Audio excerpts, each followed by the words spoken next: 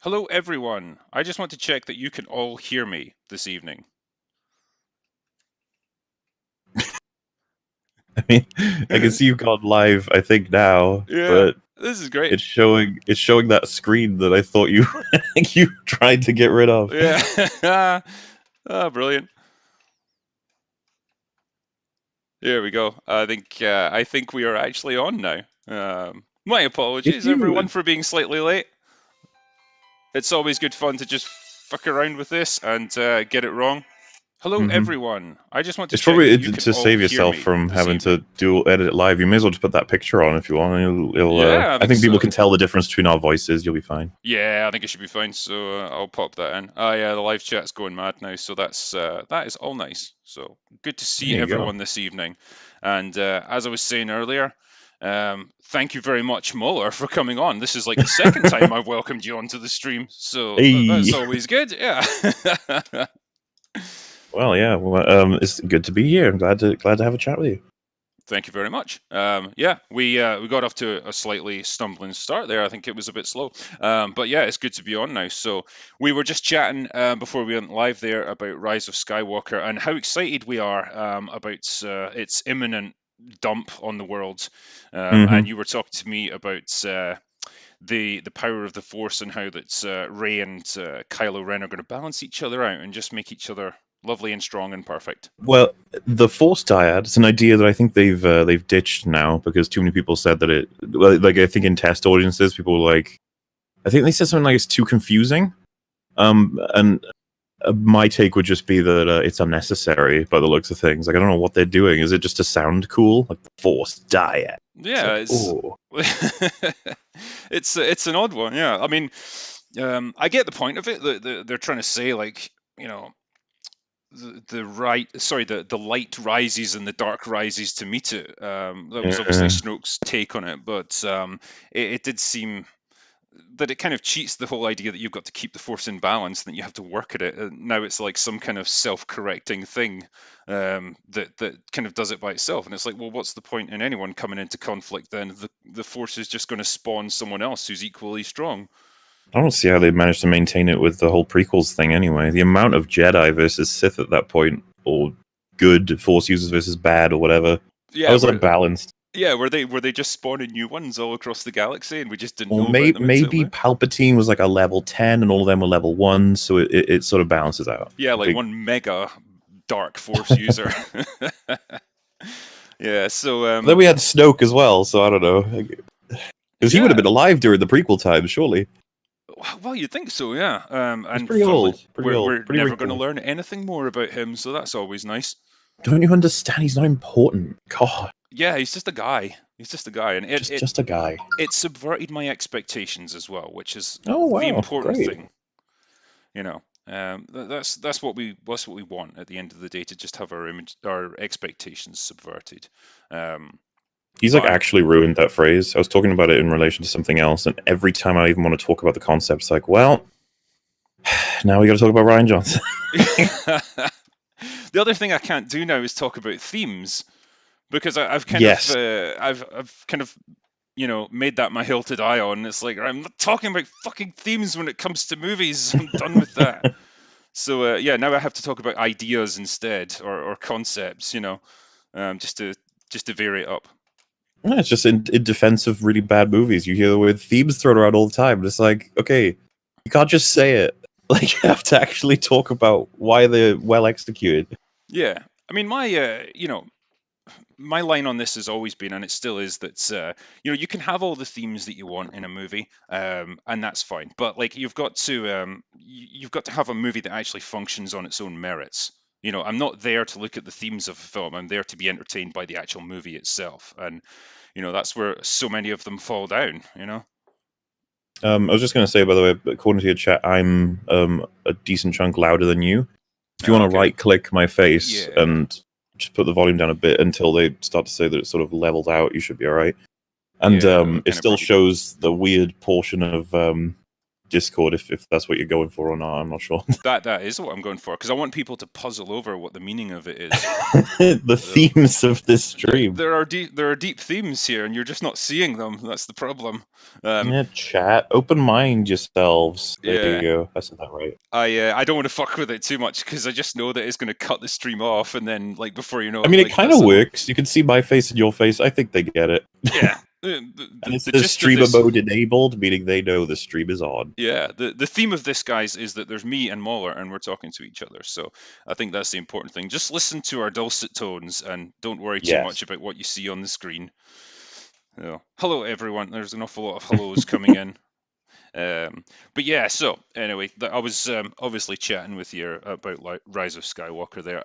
Are you particularly excited to see who is going to prevail in the battle between Rey and Kylo Ren? Because I think this is a really close fought thing. Who could possibly win? Honestly, man, like I've been invested since the beginning for them. Those two diametrically opposed characters with very fleshed out motivations and histories. I can't wait for them to talk about and to fight in an almost metaphorical sense their ideas and their positions, their teams, their loved ones against each other. Because in Force Awakens, that was more of a just like, they just met up with each other. That wasn't really anything. And then the second time they did it in TLJ, that wasn't the same. Who cares about that? This is the one with all of the splashing waves and the what looks to be 5 different battles they have in the film. I can't wait. Would you describe it as celestially epic? Bone chilling is probably what I would call it. I can't even do that guy's voice, like epic. It's just, I can't cut it off as quickly. That's what happens when you're a drunken Scotsman. Everything has to get elongated and slurred. It's the cross I have to bear. But yeah, so I mean, I know we were chatting a little bit before the stream actually began, talking about the recent sort of developments. I know the Mandalorian is out at the moment, and it seems to be doing quite well. How are you feeling about that so far? I imagine you're up to date on it, like I am.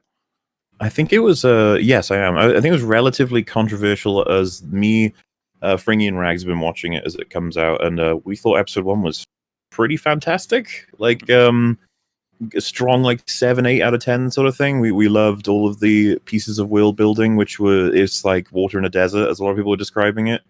Like, it's been so long since we've had anyone comment on how the world is. It's kind of crazy to think about, and there's a lot of room there to talk about why world building is important, because a lot of people, like, who cares about world building, that sort of attitude. You have so on you go. Following one dude doing his job in the galaxy. It's like, wow, we're so scaled down. This is so like interesting, just because of the fact that we don't have so many armies of spaceships and planets and explosions, and everything is high octane dramatic. It's just this guy with a pistol trying to collect bounties. Like, oof, I love it. Yeah. And then just I really liked how it was shot. I really liked the soundtrack, the time, what they did with the time they had in the first episode. So it was all really good.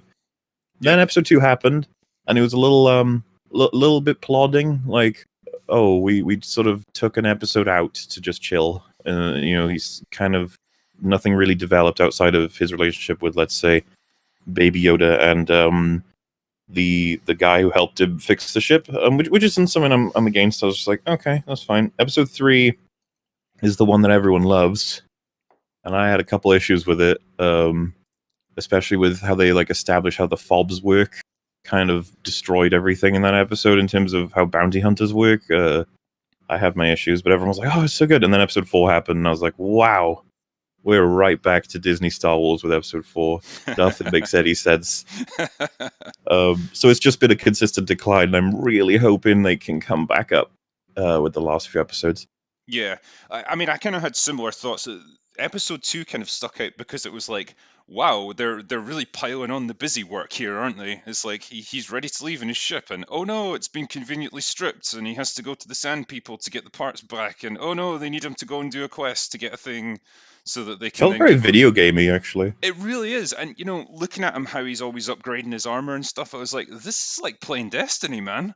Like, he even looks like a Destiny Guardian, I was actually on board with that. I thought it would be cool as across maybe 1 or 2 seasons, he gets all of his armor, if you know what I mean. I thought that could have been cool. Just because, like, what TV show even does that, really? But, yeah, he just gets all of it by episode 3, and I was like, oh, okay. Outside of his, like, jetpack, I guess. Yeah, yeah, they kind of got to that point where they're like, oh fuck it, just give him a complete suit of armor. It's nice and shiny, and it does look cool, to be fair. Um, Yeah. no, going back to what you were saying about the world building, I think it does accomplish that pretty well because it's like, oh, okay, we get to see this world where the Empire's been defeated, but there's still kind of pockets of them here and there. There's like stormtroopers in kind of old battered armor, or an ATST that looks like it's been sat in the jungle for 20 years and it's all kind of corroded and stuff. It looks good. It's like, oh, okay, this is the kind of stuff that would go on after a massive empire fragments. There's going to be bits and pieces of things lying around everywhere. Hmm. Like that's good. I mean, episode 4, I can see why people went off it slightly because of that. It did feel very much like an adventure of the week kind of situation. Um, There's so much wrong with it. I was tempted to consider making some form of a video, but I was like, I'm way too busy, and we've got more episodes to come, so probably not. yeah, But the just the amount of people who punch him in his helmet in that episode is really weird. yeah, it's like it's armored. Like, why would you do that? It's not going to do anything to him. Um, The but yeah, casting even of like the weird grunt soldiery people. There's one point where one of them punches him in the helmet. I was like, surely your fist is fucked, but okay. yeah, when you're like an ex-cage fighter, I think you can just do that. That's why I thought the casting was a bit of an odd choice, like Gina Carano.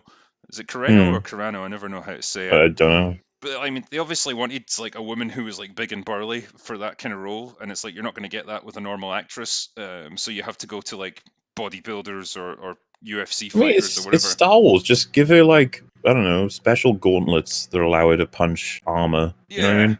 because like you've got someone then who can't really act, but they look impressive, so it doesn't work all that well. Um, but yeah, I've still got some hopes for it, and I like the Yeah, feel I do of. too. I like the fact that it feels like it opens up that feeling of adventure again that you used to get with Star Wars, where it's like there's a whole galaxy for you to explore, and you can go to all these different planets, and there'll be different things going on in all these places. Whereas that's what we've lost with the Disney trilogy. It feels really small now and really Feels like you're in a focused on solar system with about 5 planets. exactly, yeah, and like 4 or 5 ships, and that's all it's come down to. So this at least restores that feeling of adventure with Star Wars. So that in itself is a good thing, and I think the Mandalorian character is quite cool. I quite like him. I like him too. As of episode 4, I'm feeling a little iffy on it. He confuses me now. And it's funny because me, Rags, and Fringy actually rewatched episode 1, or at least the first half of it, just so we weren't like crazy. He feels very different. He's so stalwart and like efficient in episode 1 for the most part, but in episode 4, it's like what I would call, because I've seen a lot of TV. I feel like really rushed the whole like cracking hard surface sort of thing. Like him maybe spending so much time with Baby Yoda is starting to soften him a little bit, which I'd be okay with. But it's like it's happened so quickly. He's like already and just the inconsistency. So like how there's that little girl who walks up to his little hut and he like freaks out and aims at her, and then they're like, whoa, whoa, whoa, calm down, Yeah, to show that he's on edge. I'm like, oh, that's cool. But then earlier in the episode, there's those two guys who walk up to him and he's not even facing them, and he just says, "What do you want?" And I was like, wow, you'd think he would have been like the suggested fix I've had would just be they see him at a distance, and then they dock their boat, they walk up to the ship, and he's not there, and they're like, "Wait, what?" And then you just hear a gun cock or whatever behind them, and he's just like, "What do you want?" yeah. That sort of thing is what I'd expect. But I was confused. I was like, "What if they had a gun, dude?" I know he's kind of like on edge, and wary when the script needs him to be. And Hmm. by a similar token, like if someone did pull a gun on him, and he didn't react initially, it would be, they're not really intending to shoot him. They've just got him covered, and then he waits for some convenient moment to like strike back and disarm them. But they would magically not fire the guns and just shoot him dead. It's it's little things like that kind of make you think that's just plot convenience at work. I thought it was weird how, from my understanding, he had like a big interest in sort of making sure that that baby was taken care of at all costs, because he essentially sacrificed his position in the guild and to a degree his position with the Mandalorians. I don't know if that's going to have more repercussions or not, but So you'd think that like that's his most valued possession right now, and then he's like, "I'm interested in this girl. Hey, barkeeper, take care of my baby." It's like, whoa. And then the funny part is she doesn't. Baby Yoda just walks off. This is what he does though. He kind of allows Yoda to just like follow him around, Yeah. often through quite dangerous environments, and he doesn't even check to see if he's still there because he's not very big and he can't walk very fast. But then somehow he always manages to keep pace with him. So Remember it's how like Baby Yoda walks up to like that dog creature alien thing, and it's like got a really big mouth? I was like, what if that thing just bit him? yeah, like that's him gone. Like it'd swallow him in one bite, basically. And I don't know. I get confused about what exactly. Because I would have liked to have seen him be overly protective, and that we figure out gradually that he's doing it because he kind of sees himself in Baby Yoda or something like that. Mm-hmm. And I just think it'd be great content, but he's just casually just like, stay here for like when he was gonna leave him in the ship. I was like, really, really? I don't know. Yeah, like he's not trustworthy. Like he's obviously interested in like pressing buttons and doing things. It's like, why would you assume that he's just gonna sit and It made quietly more mind his sense to me when business? he had the carrier, because I was like, at least he has remote control on the carrier, and the carrier is like a shield. It can be anyway, Yeah, and and I you was like, can. that makes more sense to me. But now he's just walking around like anyone could just run and grab him. Yeah, totally. And at least with that carrier, you could seal him in it, and it's like, well, he can't go anywhere now, so that's fine. Mm-hmm. But yeah, like you say, that it's hard to know what his motivation is. Like he just seems to be protective of Baby Yoda because he looks cute and he wants to Yeah, I'm protect someone. hoping the rest of our episodes will sort of flesh that out a little bit more. Just give me a bit more. And the fact that he was like, yeah, we'll go to this planet. We can stretch our legs for a few months. I was like, but those fobs can let you track anyone from like many planets away. Why would you think it's safe? And at the end of the episode, he's like, oh, I guess he's not safe. I was like, well, we already do this. Like, why? I, You I, know this better than anyone. You're a bounty hunter. yeah, I'm a little unclear on how they even work. Like, do they just beep more when you get close to the person you're tracking because they don't seem It to have does much seem to that them? way. Everyone seems to be able to use them. I don't quite get it, but It, apparently that's how it works. Yeah. Yeah, because whenever I see them, they're just like a kind of thing that you hold, and it's got one flashing light on it. It's like, okay, what does that mean? Like, am I getting close? Am I a million miles away? I just like the idea Mm. of them like flying randomly around the galaxy, and it's like, nah, it's beeping slow now. We'll have to go somewhere else. See if we get closer. It's like you couldn't have given us a more efficient way. Um, And then you got this huge crowd of bounty hunters that have all established, like, oh, we want that baby. And he escapes, and then he's like, hope they don't have fobs. yeah. But they clearly do. Well, Apollo Creed already told him, like, everyone's been given a fob for this bounty, so he knew already. When Yeah, he there when were he actually people who he had to fight off on the planet who are also bounty hunters. Like, there's such a. You know what I mean about the whole, like, he seems very careful to me, but then in episode 4, he seems like an idiot, kind of. Yeah, and I don't know if it's different writers, but yeah, I think it's Favreau that's writing all the episodes so far. I think so too, but the directors are changing. Maybe that has an influence. Yeah, possibly. But yeah, it's a show that's got potential, and I'm genuinely like more interested in watching that than I am in any of the movies. It's kind of Oh, gotten to that absolutely, yeah. point. Like Um, at least from the perspective of like enjoying good content, because I think I'll have a lot of fun with episode 9 up until the final scenes with Palpatine, Mhm. with whatever they will be. Like, I think I'll enjoy it by laughing at all the stupids, but as soon as they do anything that fucks up the OT, I'm going to be annoyed, probably. Yeah. God, it's like, is there any aspect of the OT that they won't bastardize or that they won't steal?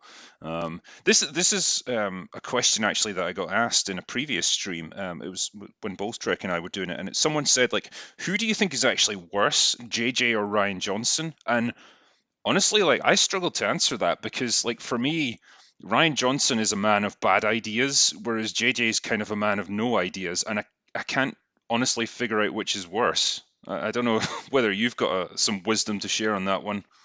So I'd probably try and break it up as being, what do we value the most about the OT, and then you'll split them up into like, so Luke Skywalker as a character and a hero and his journey, Han Solo as a character, as a hero, as his journey and his sacrifice in Empire, for example. Vader as this great imposing villain who managed to come through at the end for the love of his family. Like all of these significant elements, and you're like, okay, so how many of them have been destroyed and by who? Now, a Yeah. lot of people say that George Lucas destroyed the Force with midichlorians. I think there's a discussion to be had there as to exactly what kind of damage was dealt. I don't think it was as significant as, for example, turning Luke into a coward. Like, that's next level. And then you're like, so what's worse, turning Luke into a coward or turning Han into like a deadbeat dad who's incompetent at smuggling? It's like, it's kind of tough. But you know, most people I think these days go with Luke. But then you're like, but what's worse, those or bringing Palpatine back, making Vader's sacrifice and the victory of Episode 6 null. Yeah, I think almost the damage that JJ does is more subtle, and you kind of have to examine it in more detail. But then it goes deeper. Sure. Whereas, yeah, with Ryan, it's almost like, yeah, that's stupid, that's stupid, that's stupid, and you've kind of bastardized a character that we used to love, but it's very immediate and very obvious. Whereas it's a bit more insidious with JJ, and it's like he fails more competently somehow, or he fails more subtly with his movies. And I think it's going to be interesting to see how badly this one fails, because he's got nowhere to run with it now. He can't be like, oh, well, I'll just pawn it off to another director now to resolve all this stuff. It's like, no, I have to do it, and there's no one else. I was thinking to myself, like, who would I have gotten for directing Episode 9 if I had the choice? It's like, I think it was probably going to be screwed no matter what. Yeah, I don't know if there's anyone that could have saved it, to be honest. Or even directing isn't so important. It's just having good writers who can craft a decent story with it. True. Because I guess I'm referring to like director writers because that's what it's been throughout all of them now, and the director writer. yeah, and I don't know why they keep doing this, because what happened to just getting really good writers who do their writing bit and then someone else It's directs it? funny. Red Letter Media have been advocated to let writers be directors because of the unified sense of vision and coherency, but it's just that these examples have not been helping. You know. Yeah, you know, I think this is, you can kind of draw that distinction as well, like with these guys, because some of them are pretty competent directors. They're just horrific writers. Like Ryan Johnson's probably the classic example. You know, Sure. visually, I think Last Jedi was mostly fine, and I didn't have any complaints over how it looked or how the shots were put together. Most of them were perfectly serviceable. It was just the writing that was awful, and that's what resulted in a terrible movie. But then, you know, when I think about, oh, what would happen if he was to direct an episode of The Mandalorian, I'm like, well, it would probably be fine as long as he's not allowed to touch the script and he just has to direct it as is. I think it would be all right. Mm-hmm. I think this is the difference. But yeah, like someone like JJ, he's capable of directing a flashy looking product. That's why we've ended up with things like the Star Trek movies, Yeah. which look good, but they're just terrible stories that don't have any relation to the original source material. It's just crazy to know that he considers himself like a huge Star Wars fan. It's just like, why did you do this then? Yeah. It's like, what aspect of Star Wars are you a fan of? Because it's clearly not the OT characters. Yeah, But there some we people are. people mentioning here in chats, Ryan Johnson directed some of the best episodes of Breaking Bad. Yeah, they were quite good. I wasn't a huge fan of The Fly, but Yeah, no, same. But I would even go as far as saying I remember and like the direction of Ozymandias, so like I'll give it to him. I'm fine with that, but I will not allow him to have any credit for writing because he's terrible. yeah, yeah. There's another question here, actually. I wonder if Mando has to change Baby Yoda's diapers. This was one thing I appreciated about Episode 4, actually, because I was questioning, like, okay, well, if he never removes his helmet, like, how does he eat and drink? You know, but then it's like, okay, he just doesn't do it around other people, so fair I enough. wanted to like that up until he did it right in front of a bunch of kids. Yeah. It's like, what the hell, dude? Like, what if one of them looks up? You've broken your whole thing. Or that woman just happens to walk right by the window. It's like, oh fuck, Yeah, no, I didn't think you would do that. it was cool when you had him explain all of it. Like it was like, oh, I get it, I follow. But then he just casually pulled it off. I was like, that's how you've been doing it this whole time. Like, yeah, the second anyone sees him without his helmet, he's not allowed to put it back on. Like, wow. Just risking it a little there, buddy. I don't know. And what's the stuff? I'm just killing the person who saw him and then just, quietly putting it on. It's like nothing happened there. It's cool. And just go on his way. Um, yeah. Still people talking about Ryan Well, Johnson directing Breaking Bad.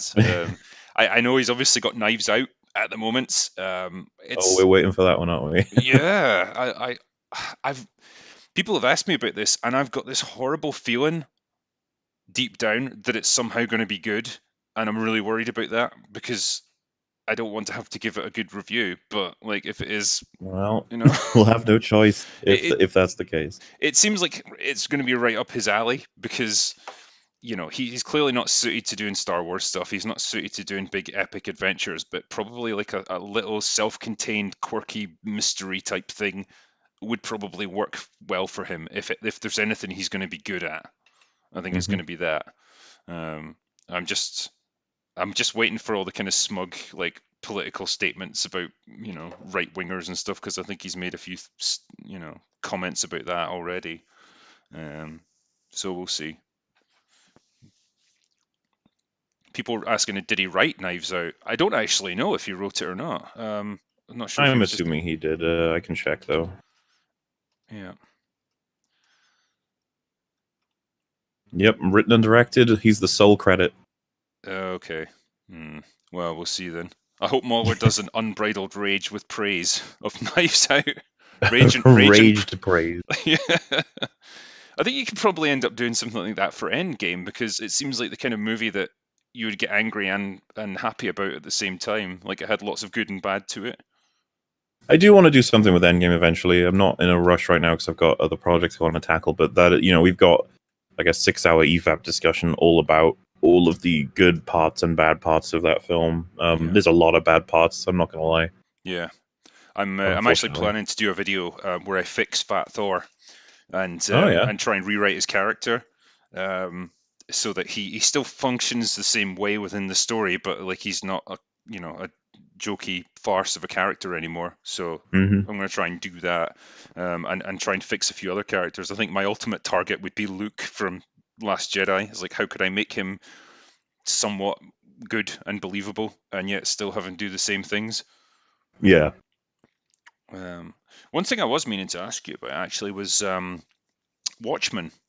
I don't actually know if you're watching that or if you're up to date with it or what. I have not been. The problem is that I don't know the source and I don't know much. Like I've saw the movie once, but I don't really remember a lot about it. Yeah, it's yeah, it's been an interesting one. I think the first few episodes I was just dismayed by it. Honestly, like it seemed to have absolutely no relation to the comic or the movie.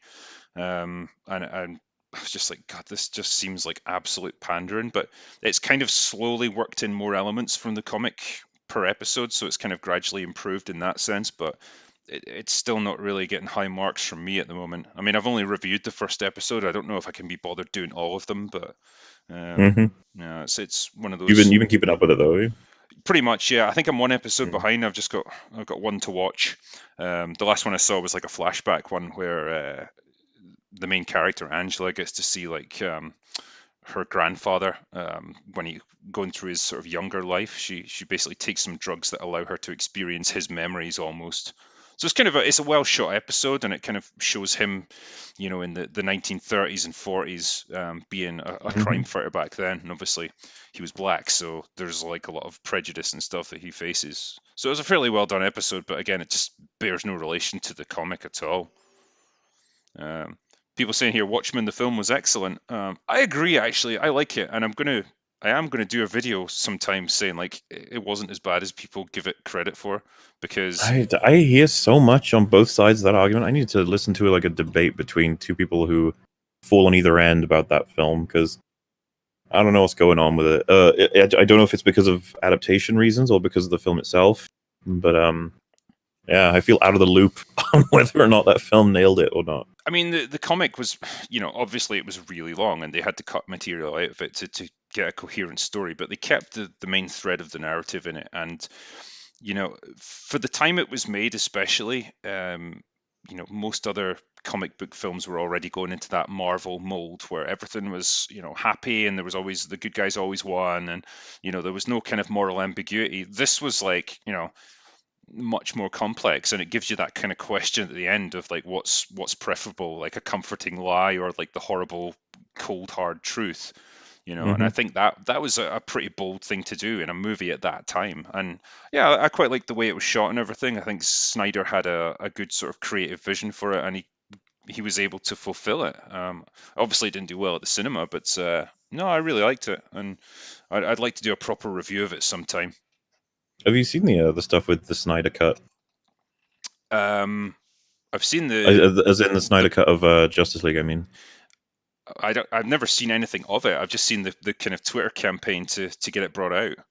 Yeah, like several actors have talked about it, like Ben Affleck and Gal Gadot and well, whoever else is involved. And wasn't there like apparently it's 3.5 hours long and it does exist.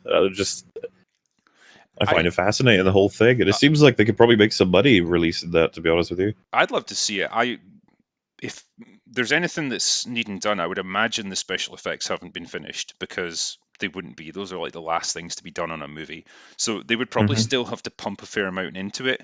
Um, but then how do you release it? It's like, well, here's a completely different version of the movie we've already made, you know? I suppose you could call it the director's cut. It's just not the continuity cut.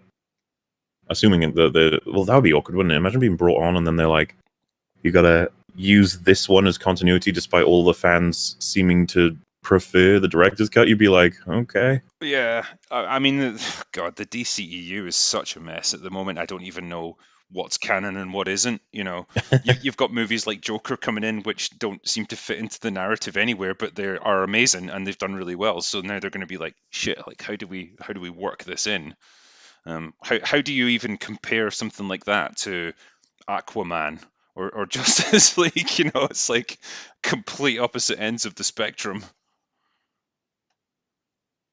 Um, yeah, Joker. By the way, would that be your pick for film of the year, or are you resting between that and like? Have you seen The Irishman? I haven't seen that yet though, so I can't make a ruling on it. I need to set aside like 2 days to watch it.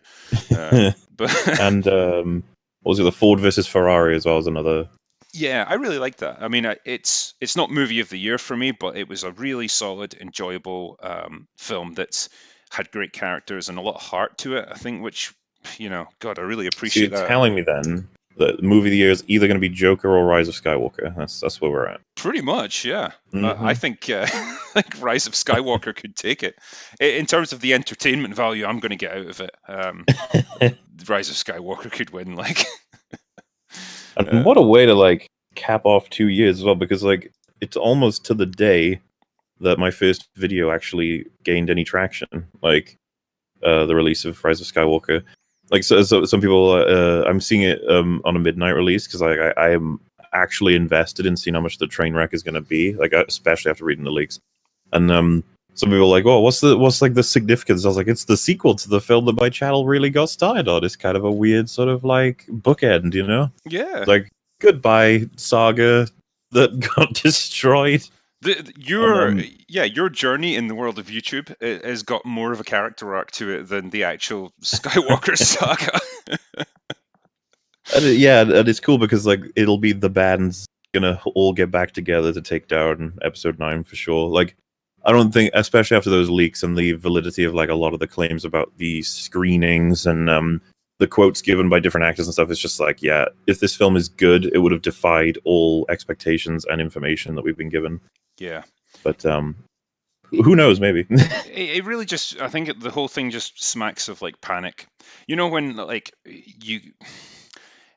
it's almost like a writer that loses all their confidence and suddenly they've got no idea what works anymore and what doesn't, and so they just start throwing all kinds of ideas around, but they have to meet a deadline, and so Hmm. they've got no clue what to go with, and so they turn to like other people for advice, like, does this work, what should I do? And then they get a whole bunch of different conflicting advice and they try to work all of that in to their end product, and so you end up with this, which just seems like a bunch of different things, desperately trying to come up with some kind of narrative that will try and give meaning to the previous two movies. And yeah, I cannot see how it can possibly work, especially considering the leaks that I've heard.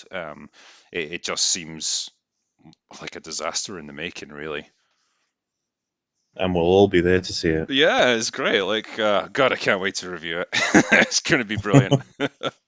What I'd like to do actually is kind of work through a few of the super chats, if you don't mind, because Yeah, go they for are it. they are building up quite rapidly. So I'll answer a few of these here. I am trying to keep an eye on the chat and super chats and talk to Mauler at the same time. So my multitasking abilities are not that good after a couple of glasses of whiskey.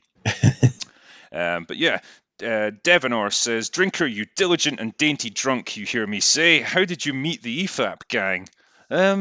It was through you, I believe, Muller, wasn't it? I think I reached out to you. Yeah. Twitter DMs. I think that was it. Yeah, it was. Yeah. I think I made a couple of references to you in one of my videos or something, and perhaps you heard of me that way.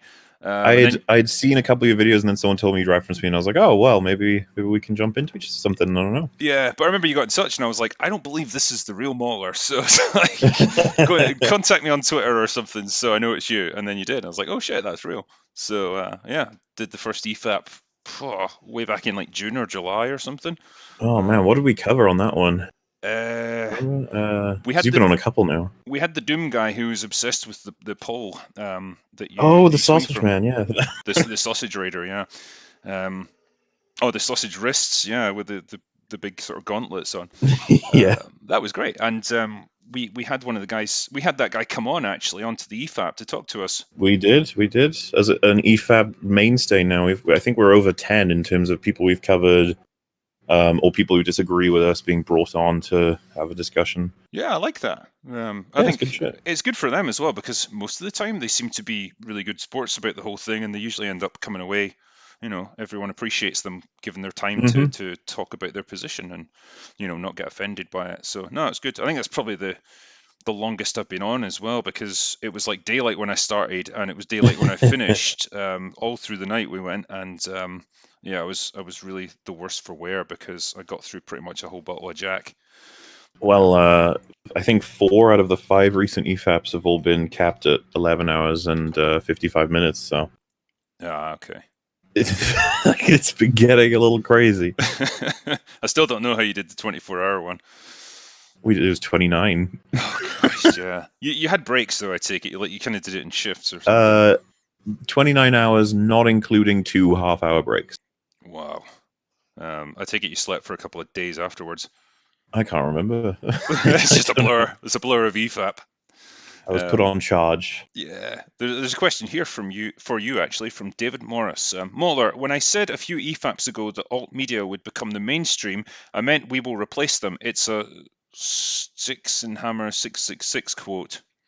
I'm not sure if that means something to you. I mean, if they're referencing like sort of YouTube and internet sources, will completely obliterate eventually like cable and CNN and all them like one day. I'm not going to say it's impossible. It just seems like CNN and people like that, they would probably evolve rather than die. They would like alter how they, like, for example, they would come to YouTube. They would move to wherever the new ones are, and their name would manage to carry enough fans that they would probably survive, if not be shrunk a little bit. But perhaps that's what he means, and yeah, it's possible. Who knows? Okay.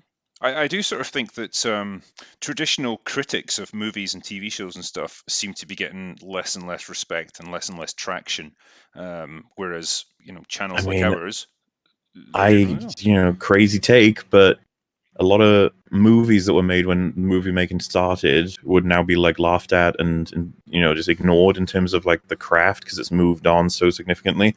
I think the same goes for critical analysis. Like, back in a lot of the oldest stuff, it's just like, well, you didn't really say anything here, and it's like a paragraph. Who cares? Like, Patrick Willems refers to it as traditional reviewers, and he thinks that like they're great and stuff. And a lot of the time, I'm always like, oh, it just leaves me confused most of the time. Like, they'll use flowery language to sort of assess the film broadly, and then I'm like, you literally could have been talking about any film, and I wouldn't even have known. Yeah, yeah. They give that an extremely high level view of a movie most of the time, and it doesn't really tell you much about it. Where obviously, you're kind of the opposite end of the spectrum, where you go into great depth analyzing a film. Yeah, just like to talk about the mechanics, right? And to be like, if this is how it's like reverse engineering something. Hmm. It's like you have the script originally, and it has all these notes and how things are going to work, and then you essentially draw that script and all the notes and all the thoughts out of the end product and analyze them. You're like, oh, clearly they were thinking that they wanted to do this. That, like, say for example, a throwaway line. We know why they're used. We know what they were trying to achieve, what part of the scene later that they set up or something, and then we can talk about how throwaway lines are done and how you can be more subtle or how you can be more efficient and stuff like that. And someone might be like, no, it's just a random line. Mm-hmm. Be like, it's not. Like, we're trying to say, like, this is how scripts work. This is why you do these things. I mean, do you find that, like, having looked at movies like this and broken them down to such basic elements, it becomes harder to just enjoy them for what they are? I think there's validity to that. I found myself more aware of errors, or even what's the opposite of an error? A praiseworthy element, let's just say. Something happens and you go like, oh, that could be a setup for later, and then it is, and you go, oh, it was. Hey, that's pretty good the way that they did that. If you're doing that in the moment, it's almost like you're on a separate wavelength than just sitting there going, that was entertaining, that was fun, that was, just like the watcher, if you will. But it's not. I don't think it's a bad thing at all. It's making me like a lot of stuff that I already liked. Just I enjoy more by noticing these connections and seeing how well written it is. Yeah. Yeah. And that's okay with me. If it's like a transition of it takes you out of being passive into like an active enjoyment sort of system. It's weird to explain, but it's helpful for analysis, and it's taking films like, let's just say, Hot Fuzz, for example. You can watch that several times and be like, oh my god, look how clever that was, and look how this came into this, and how well executed this is. Then you watch Batwoman and you're like, oh my goodness. This is a disaster. They had so little time to even screw it up. Yeah, Batwoman's something else. Yeah, no, the thing that came to mind for me was like, it was something that you mentioned once in one of your older reviews of Resident Evil 7 when you did that. Oh yeah. And you said that when it's really immersive up to a point until you start noticing the strings that the developers are Yeah. having to pull in order to make certain things happen, and then you realize, right, it takes me out of that immersion, and I realize I'm just playing a game again when things are just completely contrived for a jump scare or for a certain character to be in a certain place at a certain time. It's the strings that they're pulling, and I think that's what you see when you start to break these things down a bit in more detail, and that kind of takes you out of it a little bit. But yeah.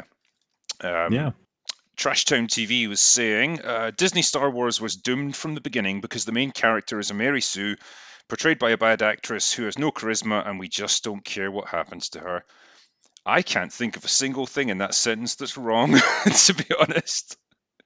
Yeah, I think it baffles the mind that there's people still out there that are defending Rey as a good character who's well written and who has I'd flaws. love to speak to people directly and just be like, honestly, like, so why does she do anything she does? Yeah, yeah. I saw a great meme actually. I guess it's an older one, but it's like Rey holding, like, she's been presented with a Rubik's Cube and she's like, what's that? I've never seen this before.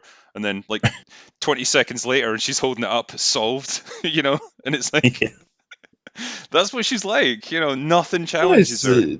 I like to think, because a lot of people want to really fight back on the whole Mary Sue label, and like all I've got to really say is, like, if she doesn't actually qualify in the very certain terms of how the Mary Sue moniker was created, I don't think it would matter anymore. That label's pretty much going to be morphed to her. She is the character that people are going to reference. So say, for example, people say, like, it's clearly not J.J. Abrams inserting himself into the story, and I'd be like, oh, well, it doesn't, I don't think it needs to be at this point. It's like, but that's a key component of Mary Sue. And you'd be like, oh, okay, well, the label is only supposed to be shorthand. It's only supposed to, for me to say to you, this character can solve any problem the plot throws at her. This character is beloved by heroes and villains. This character is like very sociable and talented with everything. And so instead of saying all of that, I just go, they're Mary Sue. And then you go, oh, I know what you're talking about immediately. Yeah. And so if someone says, hey, but she doesn't qualify exactly to those terms, I'd be like, I don't know that many people even do. Yeah, I mean, it's in not writing. Like, it's not like we're in a courtroom where we've got to prove this thing like to the legal definition of the law or anything. It's like, yeah, like you say Mary Sue, you think of an idealized perfect character that can do anything. That's what you get, and Rey conforms to that absolutely perfectly, and it's It would just be great to like talk to the people who wrote her and just like say, like, why did you do this? Did you ever think like, you're not really giving her any flaws and all the things you traditionally associate with a character who's going on the hero's journey, you've just not done it. Do you not think that would have caused a problem? And I'd like to imagine this being like, what? What do you mean that causes a problem? I don't get it. Well, it's It's just just because you know what they'll do. They'll be like, well, she was captured in TFA. It's like, but she freed herself. yeah, yeah. Like it didn't, you know. She used the force that she'd never heard of before, and she just like was able to mind control people. It's incredible, and like you say, I'd just love to get one of those people on, like EFAP or here or whatever, and just talk to them and just I really mean, we did have understand. that long conversation with Major Lee. That was something. Yeah, I don't think I've seen that one. I've seen the not so great debate, but that it wasn't really focused on Ray. That was just everything, and he seemed to be especially focused on the sister of Rose for some reason. Like she gave a great performance. Okay, she was in it for 10 seconds. I was gonna say, like, of the scene she had, sure. Yeah, not sure that makes a great movie, sir, but okay. Um, Mike Gusler is saying, "Hey, drinker, did you hear Elizabeth Banks got hired to direct and star in the Invisible Woman film? Yeah, I guess Universal doesn't want to sell tickets. Yeah, I mean, Christ, you fail upwards, I guess, in Hollywood. Yeah, it's crazy, isn't it? Because a lot of people were just like, well, that'll have stopped her career pretty much then. And it's like, no, actually, uh, as long as she ticks boxes, she'll be fine. Yeah, I don't know if she's got something on some of these executives and she's just kind of blackmailing her way into gigs. But that's kind of what it feels like because it's like you've probably lost about $50 million on Charlie's Angels alone. Yeah, and like I've got nothing in terms of like a quote to sort of back this up, but I just got an impression personally that I was like, is she doing the thing where like an actor once they reach a certain age, they're like, it's time to do direct. You know what I mean? Yeah, And you're very just much so. like do you have any history of direct? It's like, I've been in things. I know how directing works. You're Yeah, like, okay, yeah, all right, fine. I've heard people yell action, so I know what's involved. Yeah, she's I think she's about mid 40s now, so she probably is at that point where it's like you're an actress, you're not going to be getting leading roles anymore. So that's kind of what you Ooh, have to she's do. yeah, she's veering into playing the villain. She was the villain in Power Rangers, right? I could not tell you, my friend. Never seen it. She was what's the name of it? I know chat will know. I just gotta delay until they catch up. But it's Yeah, chat, because help I us used to out. know Power Rangers a lot better, but it's kind of faded from my memory. But yeah, the idea that older female actresses, there's like a trope where they'll start playing like witch-like characters, villains, and old Yeah. that sort of thing. And she was. Chat's gonna say it any second now. I'm sure of it. Damn this Rita delay on. Repulsa. There you go. Rita Repulsa. Oh yeah. I thought they should have Who's got the original last back from the 90s when she was doing the TV show. She sold it if nothing else. I'll say that to her. absolutely. And Um, yeah, she was the new Rita Repulsa, and she looked weird. But I haven't seen that movie. Perhaps it's great. it could be. Yeah, it That's could be. there's a picture for you. That's it. Wow, that's a unique looking individual. Well, um, yeah, great. Max Rokitansky says absolutely nothing, just a blank one. But thanks for your $5, my friend. Um, Mike Gusler, did you hear JJ denied test screenings of The Rise of Skywalker? So yeah, apparently he's claiming that they haven't done any. Yeah, that's not gonna work. He admitted that it's like friends or family, whatever, have seen them, Mhm. and it's like, so that's already enough for us to assume that there's complete validity for sources to come out and say things about the screening. Say, Yeah, for example, you were part of a pretty large family, and JJ was the uncle or whatever, and he was like, "I want to show you guys my film," and you're like vaguely interested in Star Wars. You check it out. You're like, "Oh God, that was terrible," but you don't tell him. And hmm. then you go home and you tell a few friends. You maybe even say, for example, you could be a source for Doomcock or Jeremy or whoever else, and you're like, "It was fucking bad." Mm. And then if he's like, "Oh well, it wasn't given to public for screenings." I like that there was this narrative of like they don't do that. It wouldn't be given to public people. I'd be like, well, you wouldn't know because they'd have to sign contracts that mean they can't speak about it whatsoever under penalty of being sued. Yeah, and of course, there's nothing to stop them. Well, creating a false identity and then just sharing their And stuff on Reddit. Yeah, and to be honest with you, I don't know why you wouldn't do it as a movie studio who's betting millions on a movie. It's like, why not be like, well, should we test it out with a group of people, see how it goes? The the way Doomcock described it when they had a sort of mixed demographic series of screenings, where it's like you've got hardcore Star Wars fans, casuals, people that have never really watched it before. That makes sense to me because they are obviously appealing to the biggest audience they can, or they're trying to anyway. They're going to want to get that range of opinion. So I can imagine that's how they're structured. So yeah, I'm not really buying that this has never happened. Like you would never take that kind of chance on a movie this big. Um, I imagine he's just trying to quell as much as he can before it begins, yeah. if you know what I mean. There's a few people that have asked me as well in the chat. This isn't a super chat, but talking about the Bond trailer that's dropped. Obviously, Hmm. have you seen it, and do you have any sort of thoughts on that, on its So potential? this is my one of my traitor elements. Despite being British, I lost interest in Bond.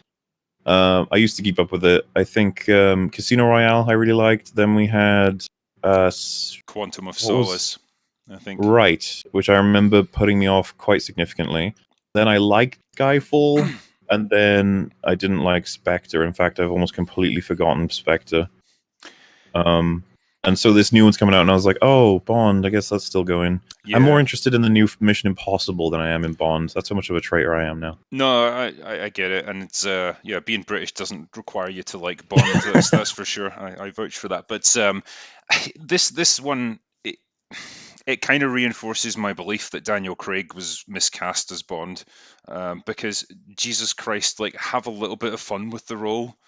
He just Yeah, it looks felt like people argue that Casino Royale was almost a reboot. It was like a different Bond, yeah, it kind of felt which like is that. fine. Like, I mean, each of the previous actors, they've kind of put their stamp on it in their own way, and some of them were more farcical than others, but they all kind of had a bit of fun with the role at the same time. But Daniel Craig, man, he's as serious as a heart attack, and it just doesn't quite gel with Bond as being a bit of a playboy and stuff. It Hmm. feels like he's not really having fun, and because he's not, we don't really either. But you're still trying to work in all these fantastical Bond elements, like the car with the machine guns in the headlights and all the little Right. like gadgets and things like that. It's like you can't have your cake and eat it. You have to work on a little bit of self-referential humor from time to time. Um, but yeah, that's kind of the way they've gone. And honestly, I'm not going to be sad to see Daniel Craig go. I don't know what's going to happen with Bond, to be honest with you, man. Like, He's going because to be it's replaced still, by Lashana Lynch. I don't think it's going to be able to keep up, like keep making money. Honestly, I think Bond is going to go down. I But think you know, so. what do I know? Maybe it'll do great.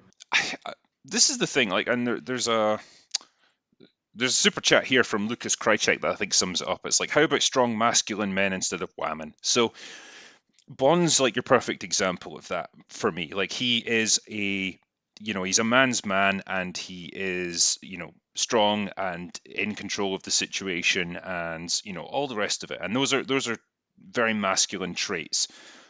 Obviously that's not terribly popular in 2019 with a lot of people, and so there's an attempt to kind of move away from that, but you can't do that with a character like Bond. He is what he is, and if you try and change him, you'll just break him, and you'll turn him into something that he's not. And this is where it feels like it's moving. The trailer doesn't really give it away, because it looks pretty action packed, but there's just a lot of the comments that have come out about it, like this idea that Bond's going to be replaced by someone else, and they've brought in a writer, I think a British writer who's done things like Fleabag and Killing Eve to do a Hmm. lot of script work on it.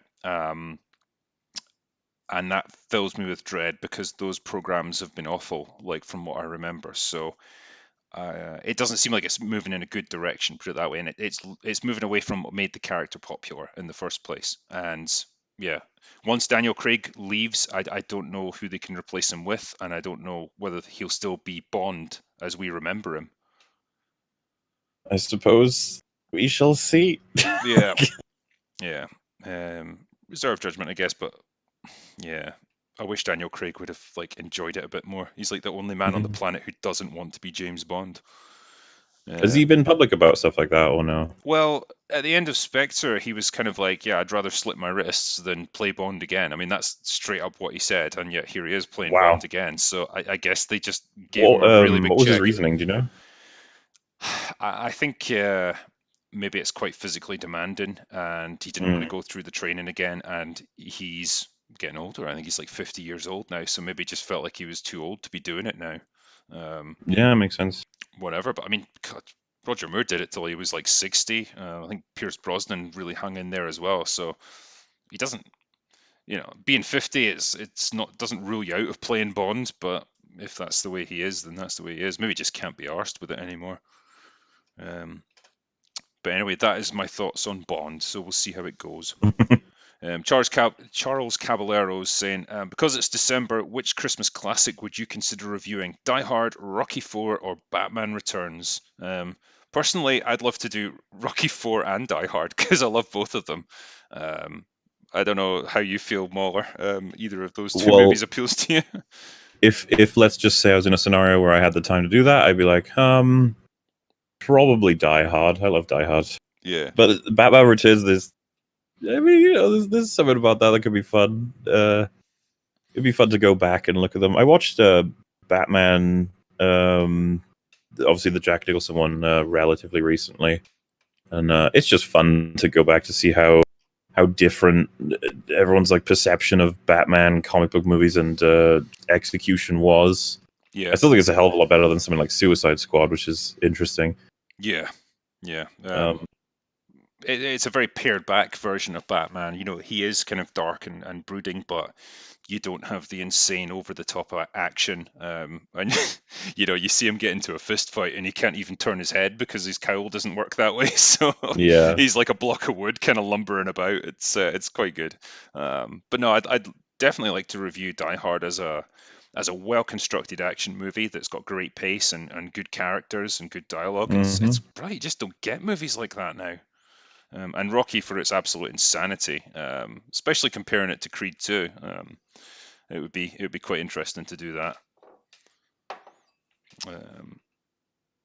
What's Tony Wood saying? Tony Wood 25, just wanted to comment on your unique and very entertaining channel. Your delivery is like nothing I've seen on YouTube, and I hope for your continued success. That could be for me or you, Muller, to be honest. I like to get drunk when I do my reviews. Both. What's that, sorry? Let's say it's for both. Yeah. And, thank you, sir. Very kind. Yeah. Captain Smith, this stream needs some kind of drinking game. Well, I mean, I am drinking while I'm doing this. I don't know what you can do. Take a shot every time there's a technical problem. You'll be rat-arsed within about 5 minutes. Every time we complain about something to do with Star Wars. Yeah, there you go. We'll work in a few more references. Michael Rodriguez, would you pay to watch a cage match between Cecil Says and Gina Carano? Cecil was telling Ethan Van Sciver in recent Geeks and Gamers stream about how he could take her. Well, okay. Well, yeah, I'll watch it. I wouldn't want to fight Gina myself. She's pretty beefy. No, I wouldn't want to either. I feel like she'd be able to pull some pretty tough moves that would end up I think you in a hospital. So yeah, you try and go in and punch her or something, and she would just like get you in a leg lock and break your neck, and that would be the. She can punch Mandalorian helmets with no problem. So my face, no. That's it. Yeah. Don't want to mess with her. Right, Comrade Commodore. Thanks for giving me something to listen to while I work in this freaking wind. I take it you're in the UK then, because it's windy as fuck here tonight. Old Panther, doing my own video on Ray's character after discovering the people claiming sexism for not liking due to Mauler's Twitter, having daughters myself, etc. Yeah, okay. I think it's interesting to break down Ray's character or lack thereof, and see what actually motivates it.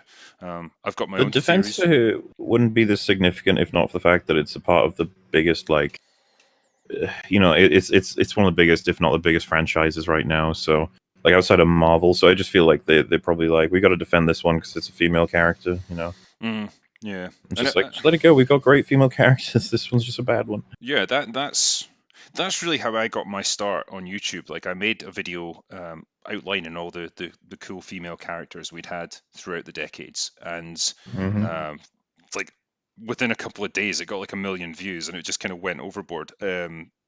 but that's what people kind of responded to. It's like that feeling of like, oh, stop trying to claim that like you're the first person to come up with the idea of a strong female character. Like they've been doing it for decades and they've done it much better, and they've created characters that are believable and human, Well, and like Vasquez from Aliens, who's like a supporting character. She's better than like the majority of the crazy like mainstream action female characters these days. yeah, 100%. And this was James Cameron's strength, I think, back in the day, because he did the same thing with Sarah Connor of creating these female characters who are strong and interesting and who are capable at what they do, but they're still flawed, they're still human, they can still make mistakes and be defeated when the script calls for it.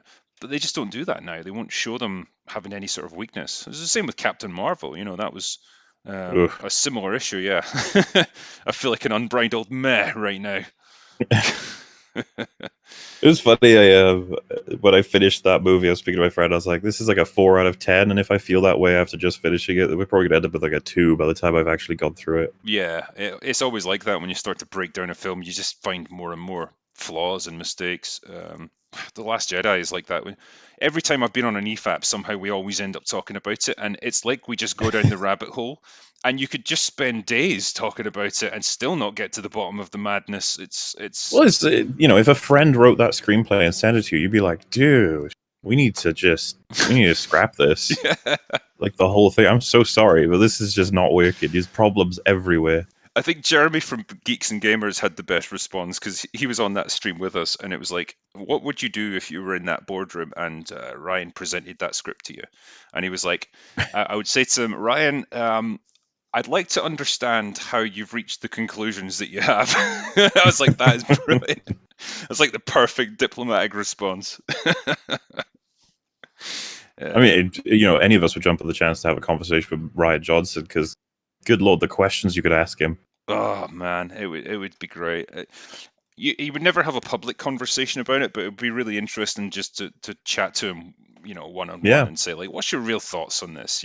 Did it turn out the way you hoped, or whatever?" I'd even want to ask him questions like, "What do you think is the most like unfair criticism you think the film has gotten?" But within reason. I'm not looking for him to say something like, "Oh, women are bad." Be like, mm, "What do you actually like yeah, think is unfair?" See what he says. yeah. I mean, I've said this, before. Um, so much of the backlash was generated by him after the movie came out. Yeah, The whole going after fans and just refusing to accept any criticism and stuff. Like he could have diffused probably 90% of it if he just said, "Look, we tried our best to do something kind of different and kind of creative with this. Sorry it didn't work for everyone, but no disrespect or whatever." That would have diffused a lot of people. But just yeah, going on the attack with it, it's like, what do you expect to happen, man? People are just going to get more pissed off with you. what is Um, that famous quote where it's like, "You found any of the criticisms valid or fair, or whatever?" And he just goes, "No, no." just impossible. Yeah, I mean, there's always that old video of him from like 15 years ago saying like, "Oh, I want to make movies that are deliberately divisive, and I want people to either love them or hate them." And it's like, well, that's fine if you're making some like $2 million art house movie that's just all experimental and whatever. But if you're doing something like Star Wars, which has got a huge amount, depending on it, you can't take that kind of risk. You can't make something that divisive. But yeah, it baffles me that he was even hired in the first place. He's a guy with very little track record. Yeah. Like Looper wasn't that impressive. I didn't watch that and think, holy shit, man, I've seen some movie there. I remember one of the first conversations I had with a friend about it. I was like, that film was nonsensical. And then they Mm, were like, in what way? And I was like, oh, the time travel makes no sense if you consider blah, blah, blah. And then they were like, yeah, but didn't you catch that part of the film where they say, he tries to point it out and he's like, I'm not going to sit here with a billboard and try and figure out all the lines, how it all works. Shut up. yeah, Like basically the film being like, shut up. It doesn't matter if it doesn't make sense. And they said that to me and I was like, okay. Then they're like, so it does, it's not that important. It's like, yes, it is. yeah, Just because you say it's not, doesn't make yeah. it not. Like, yeah, it's the same thing with a film acknowledging something like, oh, that's impossible. And they're like, yeah, it is. And then they just move on from it. It's like just because you've called attention to it and acknowledged it doesn't mean like you've now avoided the problem. Hmm. That's yeah, it's an interesting one. Mike Gussler is saying here, JJ said the Rise of Skywalker will divide Star Wars fans. Well, that's news to me because I thought they were pretty uniform to begin with, Well, you know.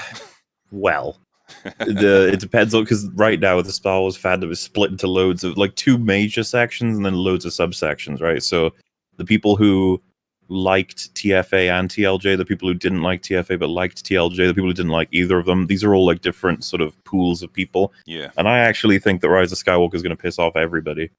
Like, people who like TLJ aren't going to like it, people who didn't like TLJ aren't going to like it, and so on. Is it that kind of situation of, you know, you try to please everyone, you end up satisfying no one?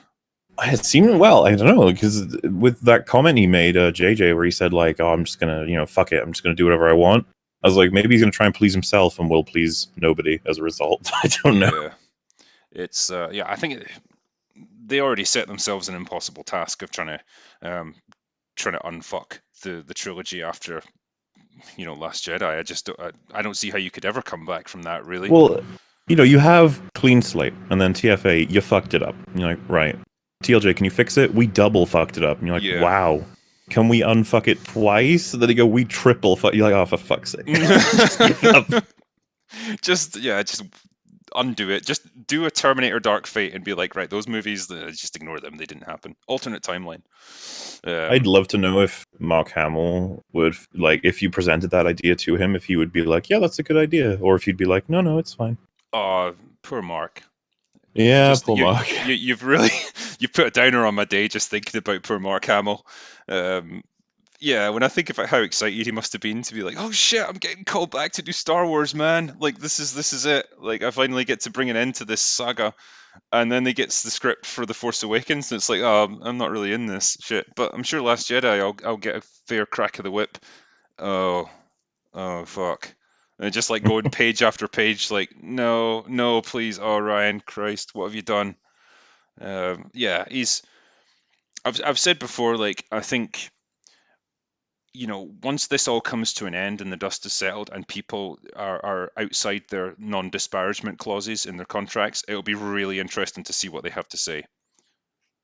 Because I think you'll get a very different picture of not to mention just time in order to think about all of it. Like, there was that tweet relatively recently where John Boyega said he was unaware that people felt that his character was wasted in these films. Really? Which blows my mind. It's like, how are you not aware of this? Yeah, like people. I'm sure he doesn't Google himself every day or whatever, but he must have looked at reviews and you know, YouTube videos of his movies and seen some of the criticisms. It's an odd one. Yeah. It makes me think though that like maybe that's their actual experience. Like all these actors that you just hear through filters. It's like, oh, do you know how many people hate this film just because women are in it? And then they're all like, wow, that's awful, that's terrible. Yeah. And then they catch someone like on a bus who's like, man, I really liked Finn as a character, and I just feel like they really didn't give him much time or development. And to be honest, they kind of made a fool out of you. Like you do a lot of like, oh no, and falling over and screaming and stuff. And yeah, I just, I really liked the potential Finn had, and but I think you did a great job. And he hears that, and he's just like, "I thought you hated women." His mind explodes. You know, what the fuck? I didn't expect this. Yeah, it's weird. Like I imagine, yeah, they get a lot of like filtered conversations through their agents and stuff. It's like, yeah, everyone loves you. Everyone thinks your character's amazing. It's like, yeah, take a walk in the real world for a minute. What's this? Da Love Doctor 69 all day. Oh, good one, sir. You guys should have a Watchmen debate on EFAP. I know PSA 6 doesn't like it, and I'd bet he'd be willing to discuss it. Yeah, I'd be willing to do that, or to have people come movie. on Or again, I can host it. I'd need to watch the movie just to make sure I understand what's happening. But yeah. Yeah, clarify. Love Doctor. Is it the movie or the comic or the TV show? Yeah. But yeah, I'd definitely love to debate the merits of each one, having experienced all of them. Cannot wait to. Sorry, what's this? Eskimo Phono. Cannot wait to see what JJ does to the DCEU. Yeah, because he's coming in, isn't he? Apparently. Yeah, because it's like. Oh my goodness. Like this could be the tip of the iceberg for all we know, you know? Like who knows what we're gonna get as time moves on? Because I've seen sort of the end of 2017 to now has been this, like, there's been a huge increase in damaging IPs. It's not like it's never happened before. It just seems to be happening. It's like this is concentrated damage. There's so much happening to such a significant degree. And it's just like, who knows? Maybe we'll have another whole year of it. Maybe even more. Yeah, it makes me wonder, like, because people keep asking me this. It's like, at what point is the tide going to turn? Because you get all these kind of old franchises that are getting resurrected and completely destroyed, either by sloppy writing or bad direction or politics getting shoved into it.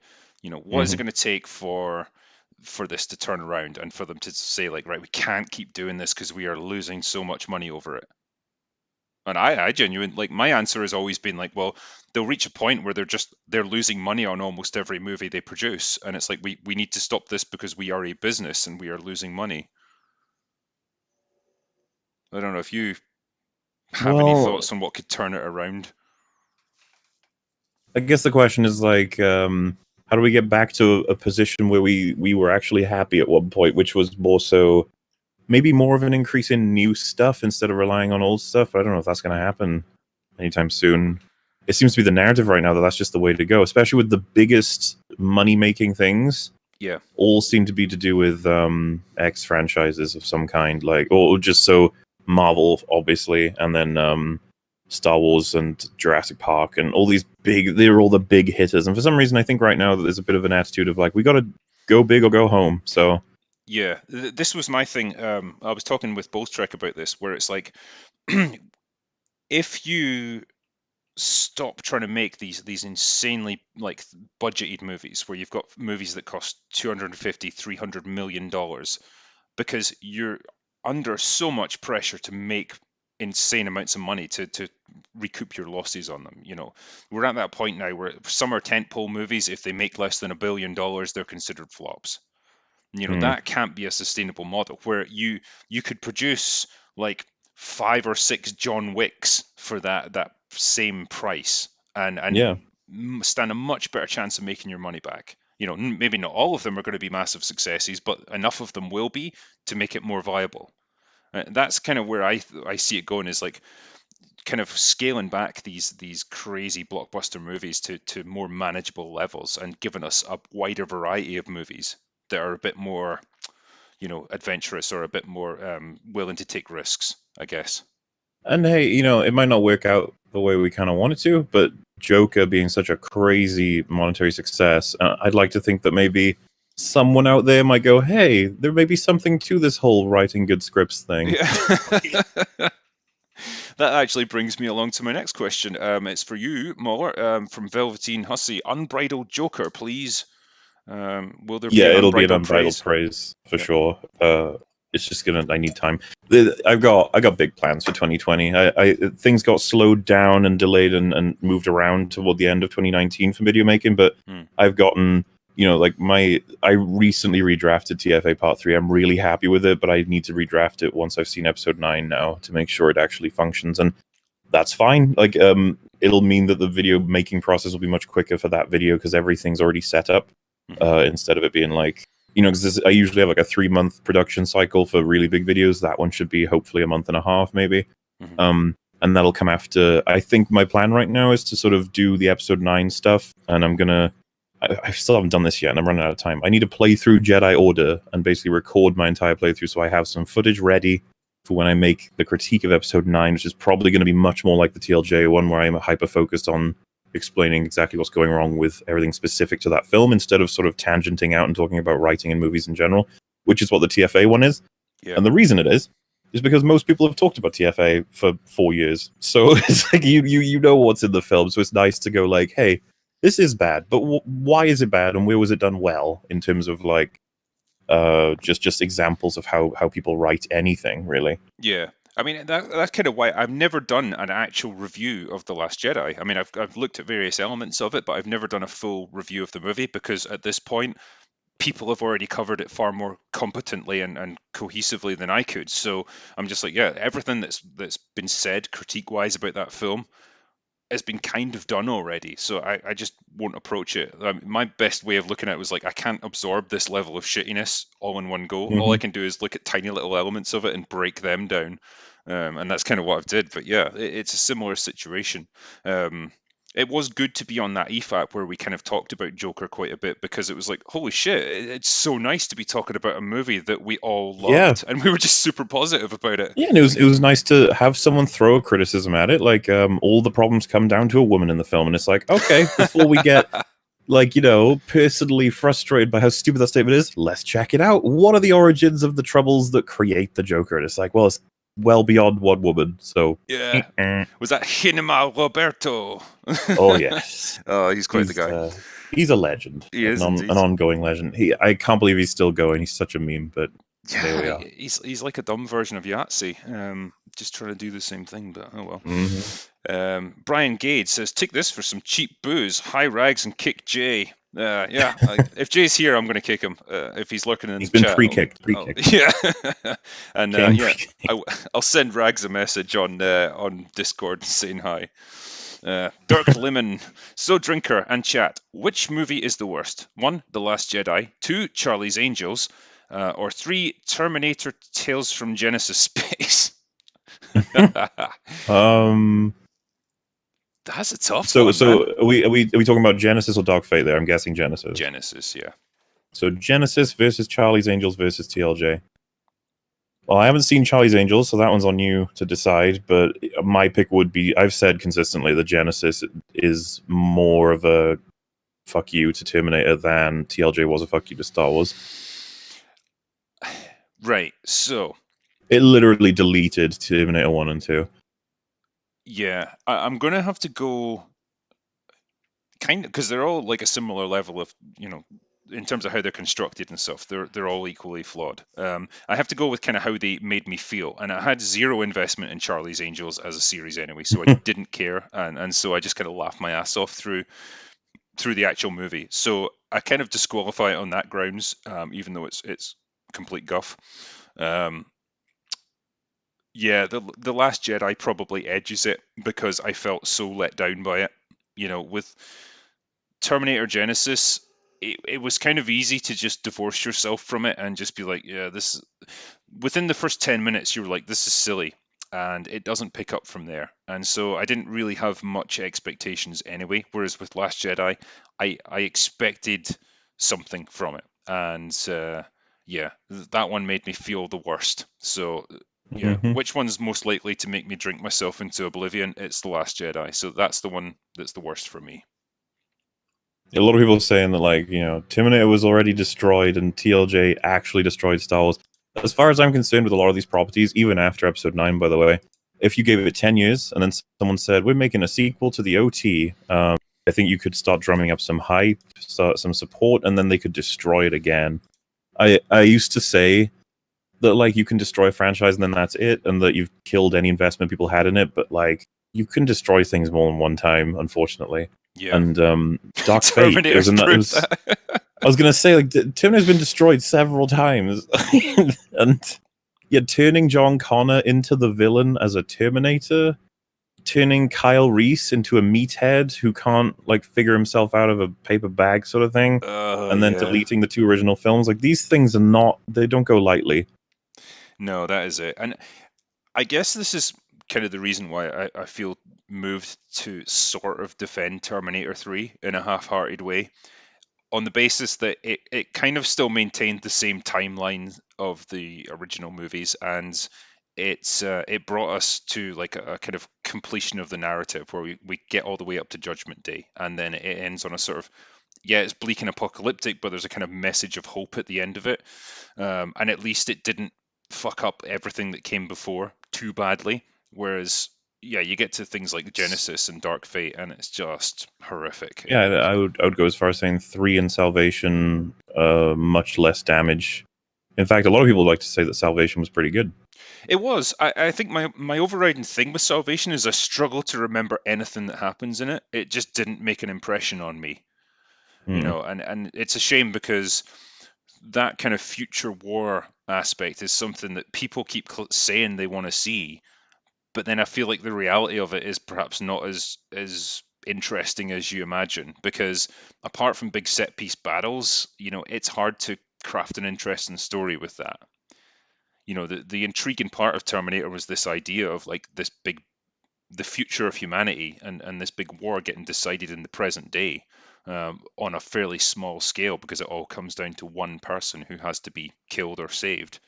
And then when you get to the future, when it's like that, it's just a war movie basically, with more advanced weapons. So that's why it Yeah, kind of and didn't make that much of an impression on me. I just, it's kind of, I often feel this a little bit defeated in the same way for Terminator as I do for Predator, Star Wars, and Alien, where I'm just like, if I always feel like if they came to me, it's like, write and direct, you have all your ideas, you can write. I feel like maybe leave it alone. Yeah, Maybe I just leave them alone. I don't think you can do anything with Predator, especially. Like, it's just going to be the same thing. That's why the first movie was so Well, good, because it was so unique and so interesting and yeah, different. yeah, definitely. Um, If we're allowed to have fun, though, I'd be like, let's do send a Predator to medieval Earth, and let's just play with that, see what we can do. And you know what, man? Like, what is just let's just write some good characters. Try and talk to Shadowversity. Try and come up with some things that a medieval sort of style castle might be able to do against something like a Predator. Maybe the Predator doesn't use as much advanced technology because of how unfair that battle would be. Like, and we could maybe make a good film out of that. Not just funny, but something that could actually be good. Why not?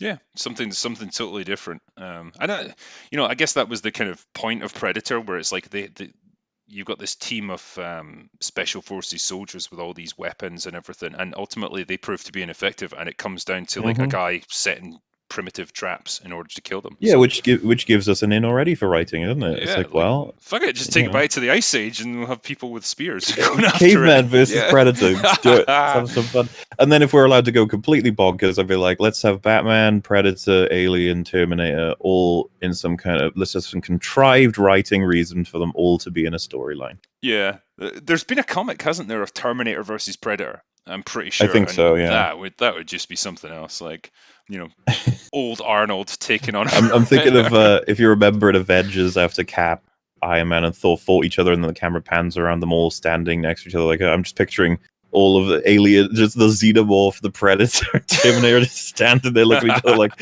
"What are we, some kind of Suicide Squad?" It practically writes itself. Honestly, we should do this one day. Yeah, there you go. Um, $1 million idea, yeah, $1 billion idea. definitely, yeah. Paul Feig would be jealous. So, Kalashnikov. Okay, guys, time to join the donation train. Drinker is one of my very few YouTubers to deserve it. Oh, well, thank you very much, man. I appreciate it. Qui-Gon, did Mace beat Palpatine, or was the Sith Lord throwing the fight? Lucas says Mace won legitimately, but I'd like your thoughts. Also, kick Jay off the roof. Done. Wow, so much Jay hatred. Honestly, it's great. Picture. Fuck What off, was the Jay. question? Sorry.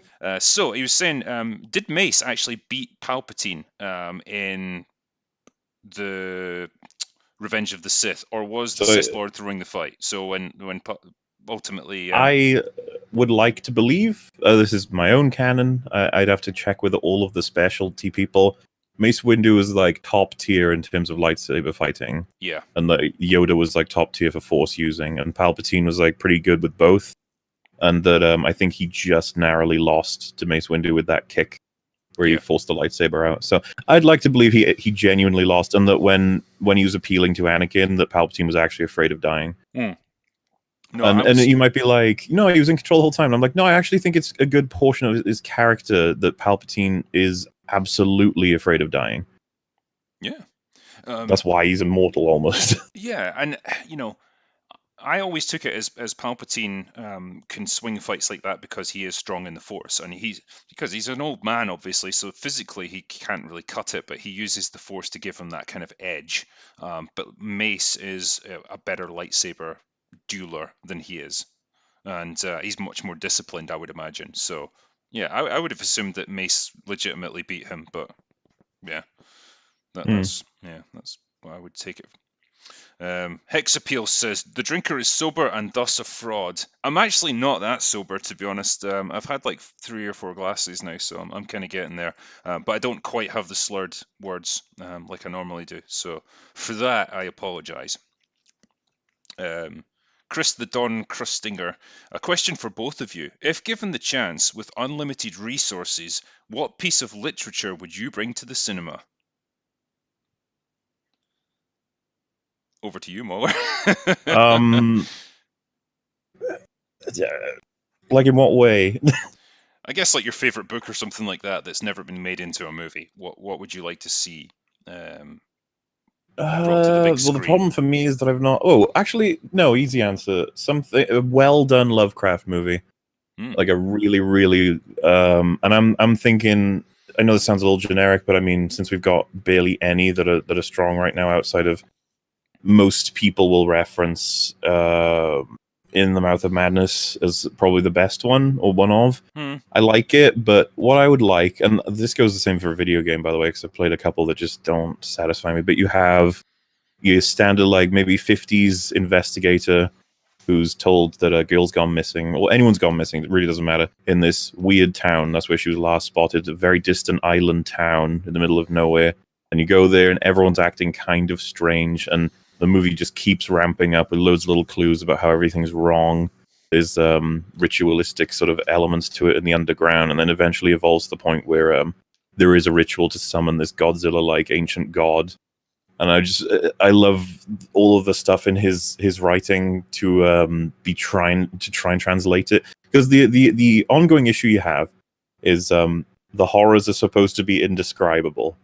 So how do you describe those? Like, Yeah. how do you and you got to be careful with stuff like that. So I would love to really see like a really talented and invested writer, director, and special effects team put together something that could really well represent it, I suppose. I take it you've played Call of Cthulhu, because Yes. that was pretty much you describing the plot of that game. That was Very disappointed by that game. yeah. Well, that game is based on what's the story? Is it Lovecraft is Innsmouth or something like that? I forget which one it specifically is, but it's very inspired by Shadow over Innsmouth, I think. Yeah, see, I'm not too well up on my Lovecraft literature, so yeah, I couldn't really comment Yeah, on that. that game is majorly inspired by it, and I just like that was they tried with that game. It was really bad.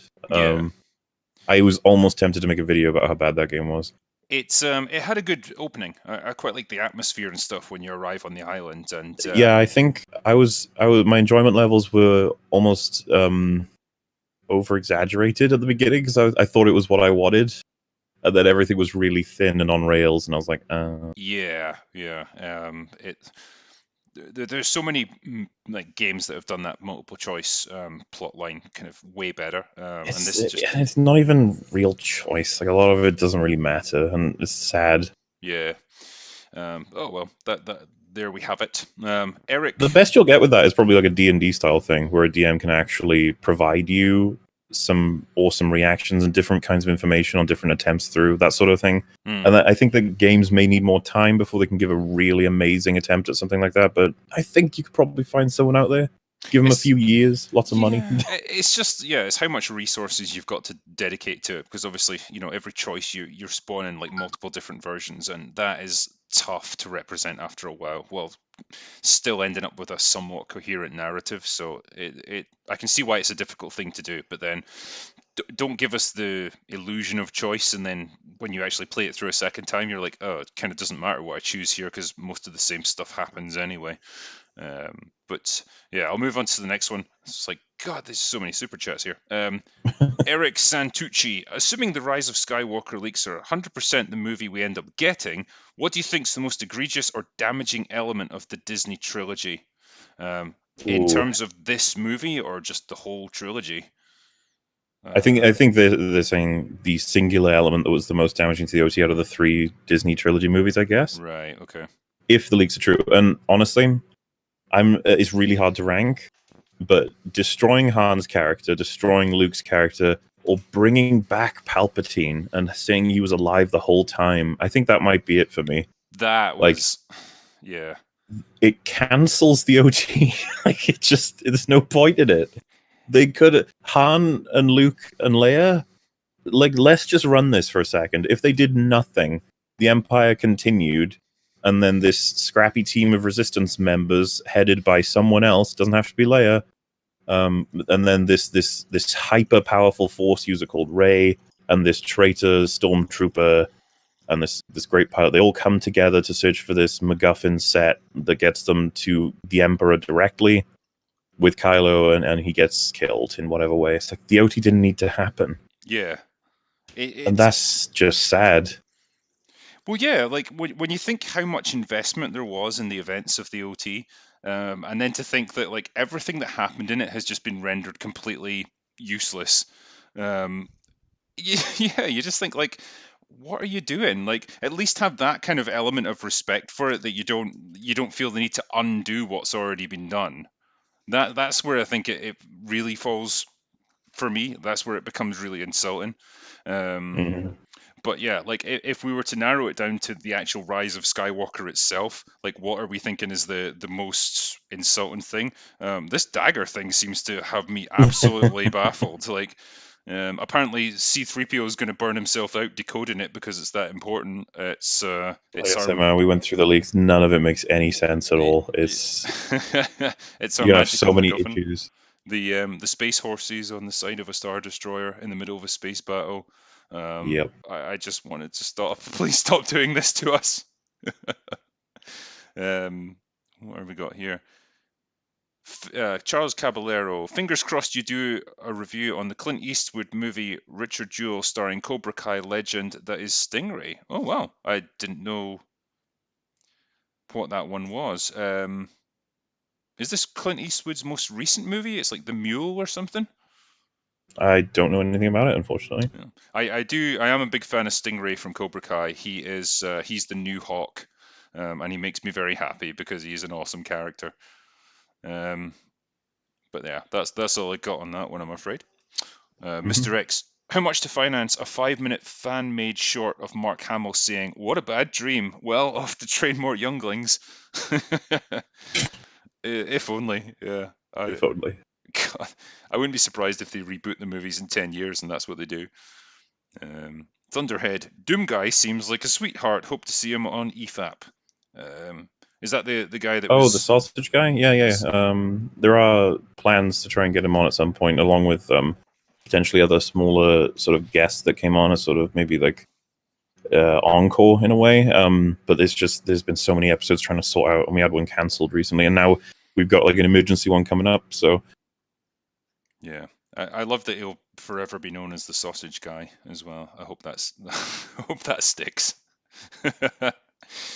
But he was good. He was nice to speak to him actually, and he was a good sport about the whole thing.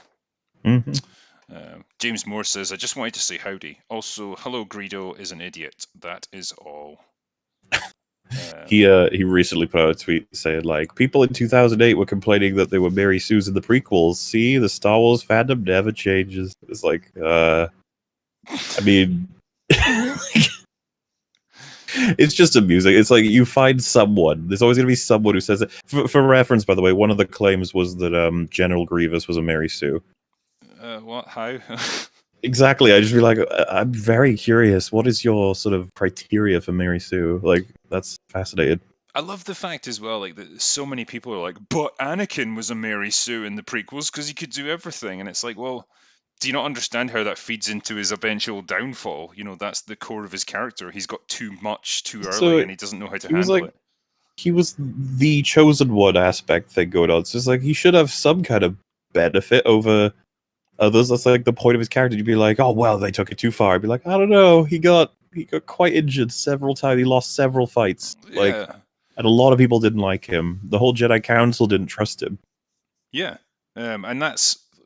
I always thought that was a really good scene. Actually, it was a well-written scene that gives a good insight into his character, where he's appointed to the council, but they don't give him the rank of master Yeah, I because remember the tension in the cinema at that point when he just goes, "What?" It's yeah, like, "Oh shit!" because And Mace would have been like, "Motherfucker, what?" yeah, yeah, because like a more modest man or a wiser man would have taken that as an incentive to work hard and knuckle down and earn the trust of them so that he would get the rank of master. And it's like, you're getting to this level, you're not quite ready to be this other thing yet, but if you prove yourself worthy, then you'll get it. But Also, because of Anakin being I'm so gonna. arrogant, he couldn't do that. He couldn't handle that. I am certainly not this trilogy, but there's a good chance we will never see a death scene for Rey. No, Never. And I'm not saying it's a definitive trait of a Mary Sue to never die, but I mean, Yeah. Anakin died. Like, he suffered quite a bit. Yeah. No, she'll always be there as like an icon of perfection, and it's just lovely. Um, yeah, there's actually one here that says, according to the Rise of Skywalker leaks, Rey gets angry in ways that hurt people. Do you think this is a desperate attempt by JJ to give Rey character flaws? Yeah, I love the. Like, there will be a section in my video, my expanded one, called "Too Little, Too Late," and I already know what's going to be in there. But don't you just love, right? Even with that, right? Even with this supposed flaw, it's never like I'm not good enough, or I got my ass kicked there, or whatever. I've come up against someone that I'm not ready for. It's like I'm too powerful, and I'm just not ready for my level of awesomeness yet. That's as far as they can go. They're like so desperate to protect this character that even then they still can't give her a flaw. It's brilliant. It's what happens when you wrap your characters in cotton wool. Sorry, there's just nothing to work with. There really isn't, and I think this is what we see with Rey. Yeah. It's yeah, I fully believe that. Like Eric Santucci, Rey is going to get too awesome too quickly, and it's going to be destructive for other people who can't measure up to her level of awesomeness. So yeah, whatever, fucking. That's the character that they've created, so they've made their bed. Um, Rose Tico is a commander in the Rise of Skywalker, paralleling Luke's rise to commander after A New Hope. Rose is the Skywalker. Also, more Batwoman minis. When? The next one should be out tomorrow. It's in its final phases of being sorted out, and it's pretty funny. Are you covering every episode then? Well, we're reacting / reviewing every episode. It's so much fun just seeing stupid things happen and laughing at them. But yeah, we've done episodes 1 through 8 wow, so far. that is dedication. I don't think I could put myself through that. Like I did the first episode, and I was like, nah, there's no way I'm gonna watch 5 or 6 It's hours so of this. funny, dude. It's just so funny. So bad. And they've been approved for another 8 episodes at least. So we got at least another 8, folks. Wow, it really is the gift that keeps on giving, I guess. Absolutely. It's how not to do everything. Yeah. Oh, it even with that first episode, I noticed it. Just the complete lack of consistency with the characters. The story doesn't make sense. The acting is incredible in a bad way. Yeah. I don't know. Yeah, Ruby Rose, like, not even trying to be mean, but holy shit. Because I think she was a model or something before she got into acting, and Yes. that's where I can see her shining. Like she obviously looks very distinctive, and okay, fine, but like you have to be able to actually act like a human at some point, and she can't do it. She has a lot of trouble, yeah. And yeah, she looks so lost. I heard she actually got really hurt as well doing it. Like she was doing a Apparently stunt or she's something. allergic to the Batwoman mask. I And hope that's true. a moderator on my server made the joke of like, when the mask is telling you not to do it, I think you should take the hint. Is yeah, because when I watched the first episode, like she is wearing the mask, but it doesn't have the fake hair on top, so it's just like the bat head, the bat cowl, and Mm-hmm. she looks weird. Like it's so out of proportion to her body. It's like she's You should definitely watch episode 3 specifically, right? A bunch of people get hurt in a building she's in as Kate Kane, and she decides to go back home so she can put on her outfit, but not before deciding it's bad that she puts on the outfit because it makes people think Batman has returned when he hasn't. And so she should get a wig and spray paint a lot of it pink in order to come across as a new person. And so when she goes and saves people, she won't encourage people to think Batman is back. She does all of that instead of just helping people who are dying in that building. that's a thing which actually happens in the script. Yep, and she's reprehensible as a hero. I really need someone to come into the show and tell her how awful she is as a human being. Like, she's such an awful person. Yeah. Oh, it's yeah. I mean, it's the kind of joke like right from the first trailer that dropped was like, yeah, you're so determined to like carve out your own identity and like not have someone else take credit for your work that you steal all of his stuff and assume his identity. It's like there's no sense of like self-awareness or anything in it. It's just unbelievable stuff that they Mm-hmm. actually commissioned this. Um Bald man bad. Long man and the rush. Sorry, the lush. What a massive day. Thank you. Yeah, it's we're not Mm. having a massive live stream here. It's not going to go on for 10 hours or anything, but it is a pleasure to have Mauler on. So that's good. It's Um, wonderful to be here. Thank you. Nikki D, thoughts for MCU Phase 4? Thor 4 concerns me. Yeah, you're not the only one, man. Yeah, concern is the word for all of the MCU at this point. I'm fairly optimistic about Black Widow. It actually looks pretty good, and I don't think we've had a chance to really talk about this, to be honest. So it brings me neatly along to that Oh, there trailer you that go. just Yeah, dropped. Yeah, see that neat little segue there, and that's after 4 glasses of whiskey, so that's okay. very well done. Thank you, sir. Yeah, what did you think about that? I've got not a lot of what I'd say is definitive sort of ideas yet. It's going to be awkward to slot it in seamlessly between its Civil War and Infinity War, I believe. That's the timeline for that film. Yes. So we'll have to see how they manage to do that, because it feels weird that we wouldn't have heard anything about it. But then again, Infinity War is the end of the world, so maybe they wouldn't be discussing less, important stuff. I don't know how much it's going to do for her in terms of if we get a lot of character about her and then we look at the other films and go, you know what, that really did improve them. There's a good chance that could happen. I don't know. Mm. And I just wish they would have actually released it between Civil War and Infinity War. I think that would have been cool. Yeah, I could have also seen it come out after Winter Soldier, because at that point, that was probably the first movie I think where she got a really good bit of characterization, and it kind of fleshed her out a little Yeah. bit. That's where you got to know her as a character, and she became more sympathetic for me. So that would have been a good time to bring it out as well. But yeah, doing it now, it feels like a wasted opportunity, and it's such a shame because she's such a cool character. And I could see this movie doing well, and I could see it spawning a sequel. But again, it all feels a little bit pointless because you know what's going to happen to her, and that's a shame. But yeah, I've said Yeah, to and you, she's immune to death in this film now, obviously. well, yeah, clearly, and I've said to you before that some of my favorite MCU movies have been the ones that haven't been about, like, celestial enemies or sky beams, or the world's going to get obliterated by some portal or whatever. It's like the more kind of intimate, earthbound, character-driven ones, like Civil Yeah. War or Winter Soldier or whatever. I think they were so well done and they were so compelling because it's just humans fighting each other and characters coming into conflict. So I see much more of that.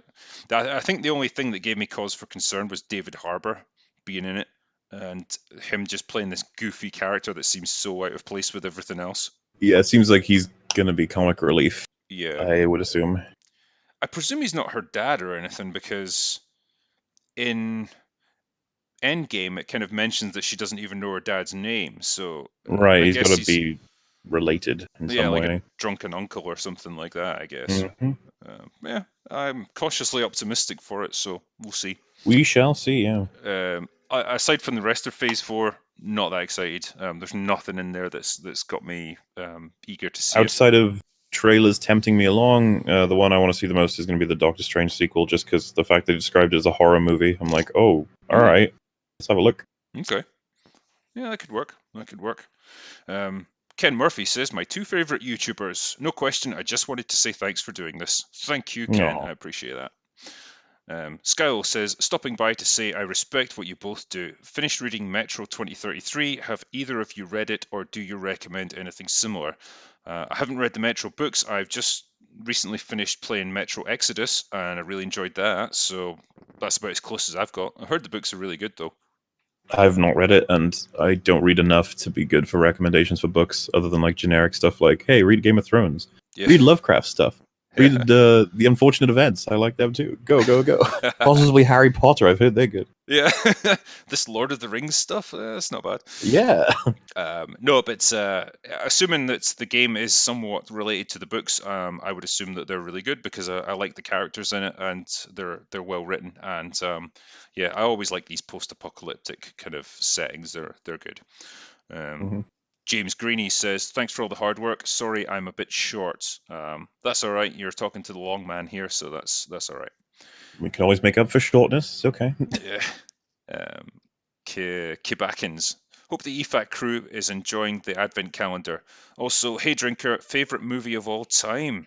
Ah, I hate when people ask me this because I can only give you like a top 10 or something.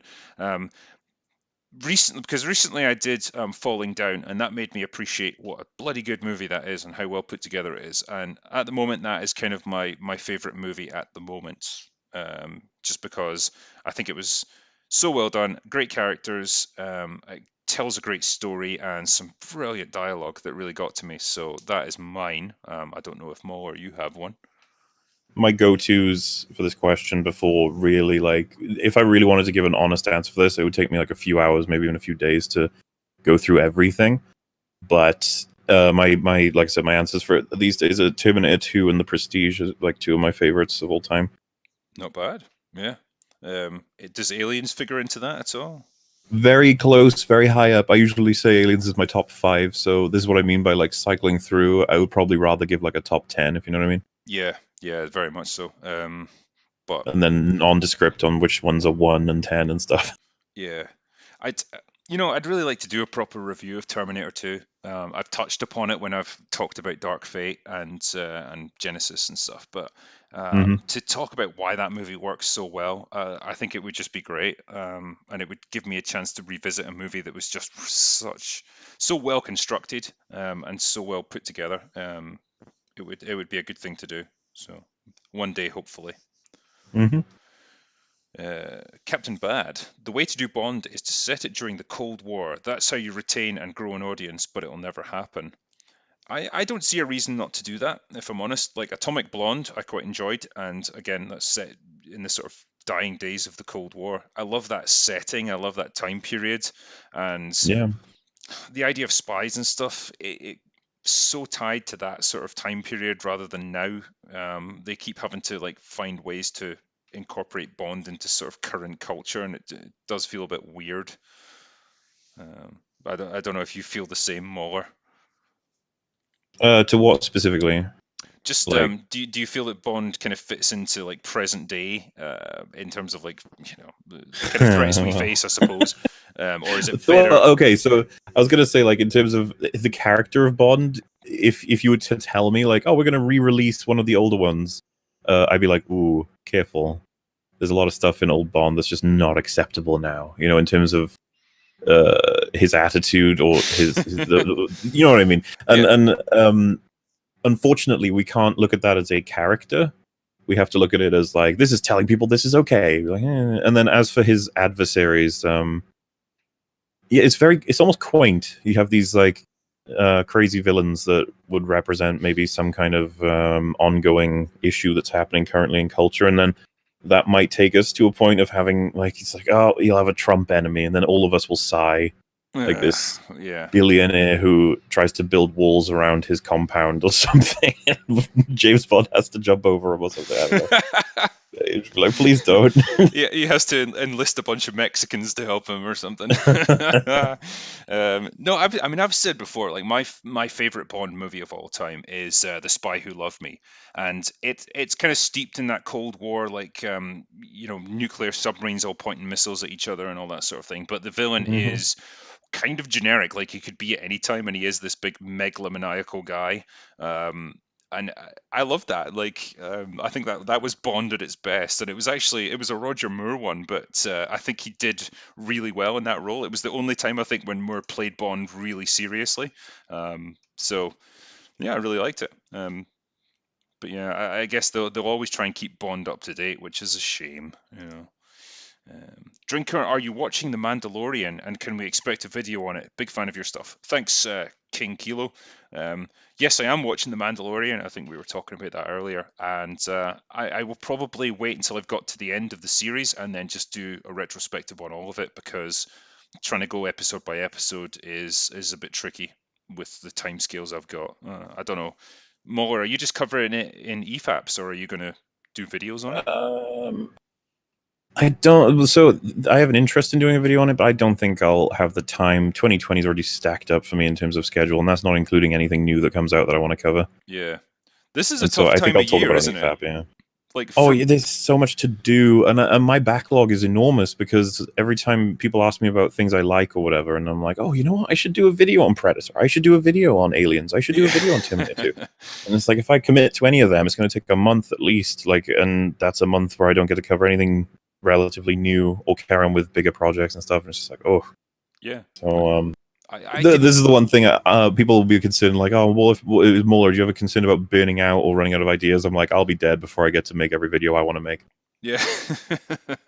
Yeah, I mean, I didn't intend to cover things like Ford versus Ferrari, or even Joker. I don't think initially, because I was just like, I'll go and see it, and I'm sure it'll be fine. But it impressed me so much, so I was just like, I really want to talk about this. And so some of these movies just come out of nowhere and totally surprise you, and then you feel like you have to cover it, and then all your other plans just have to get pushed back and pushed back. And yeah, there's Yeah. so many things that I had like months ago on my Patreon I was telling people about, and then it's like, yep, sorry, I'm gonna have to wait another few weeks before I can get around to that. It's just yeah, it's a tricky one, but I mean, it's a good problem to have. Like, I would rather have this than, Christ, like I can't think of a thing to make a video about because there's just nothing interesting me right Yeah. now. I'd be worried then. Same. Yeah. Have either of you watched Sunshine, the 2007 movie? Your opinion, does it deserve its 70% rating? Yeah, I've seen it. I thought it was fine. It didn't excite me or anything, but I thought it was quite a well-crafted sci-fi movie. And yeah, I'm trying to remember anything specific about it. Really, it didn't really make a huge impression on me. It was like that one where they've got to put like a nuclear bomb into the core of the sun to like reignite it or something. Yeah, and it turns into like a horror movie toward the end of it. Yeah, it had little shades of Event Horizon there, Mm-hmm. which I definitely approve of, because that was a drinker recommends for me. Bald Man Yeah, Bad. I liked it. I need to watch it again though, 'cause I haven't seen it in a while. I very much recommend it. Yeah, just as a horror movie that's extremely gory and very in your face for its time, it was pretty well put together. And I think the fact that you've got good actors in it, like Sam Neill and Lawrence Fishburne, like they're not the kind of people you'd normally associate with horror films, I guess. They're not like 25-year-old, no-name actors or whatever. So they really sell it, and I think that worked well for me. That's why I Mm-hmm. appreciated it. Um, Bald Man Bad saying, I wanted Gina Carano for Wonder Woman. Yeah, a lot of people did. I've seen like photoshopped pictures of her apparently, and she's got the physique for it. But Gal Gadot, she's got something about her. I, I don't know how to describe it, but it's like whenever she's on screen, I just like feel good. Like, I can't really pin She's it down to very anything. attractive. Perhaps Yeah, that's it.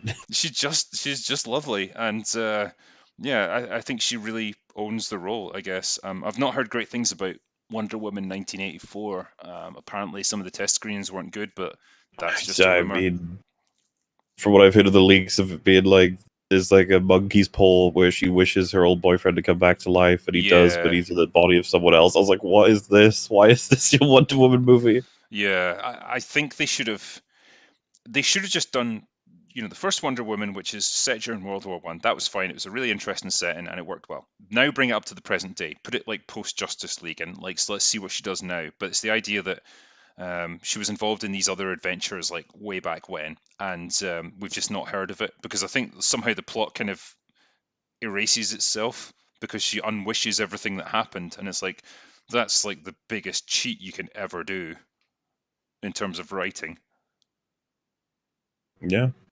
So yeah, I'll reserve judgment on the second one till I've seen it, but if that proves to be I true, I'm not excited. Yeah, I don't know what's going on really. Honestly, Marvel's confusing enough with how they're like, you need to watch TV shows now in order to understand the movies. It's like, oh dear. And DC's just like, you need to go look online to find out which ones are canon. You're like, what? Yeah. There'll be graphs and stuff and crazy like charts that like have all the different timelines and all that shit. And then, the TV shows like the Arrowverse is like almost this separate thing, and they've now got the Crisis of Infinite Earths coming along. And Like, imagine watching Infinity War, then as we did, find out there's a Loki TV show coming. It's like, what? What? why? Is he a character though that you really want to see week on week? I don't know. I don't know. It depends on execution, I suppose, but I wouldn't recommend it. I feel like he's a foil. He's always a foil. Yeah. And I feel like they're going to have him in some really mundane setting, and he has to do like day-to-day stuff almost. Like that's not what I want from my Asgardians. You know, that's I'm already picturing like flashbacks to him as a kid and Odin and Thor being mean to him, and it's like, look, he's sympathetic. Like, yeah, okay. like him. Um, right, Michael Rodriguez. The stream wasn't Geeks and Gamers; it was on Ethan Van Sciver's channel, but YouTube would have let me say Goobergate. Okay. I'm not sure what that means, but Hmm. thank you anyway.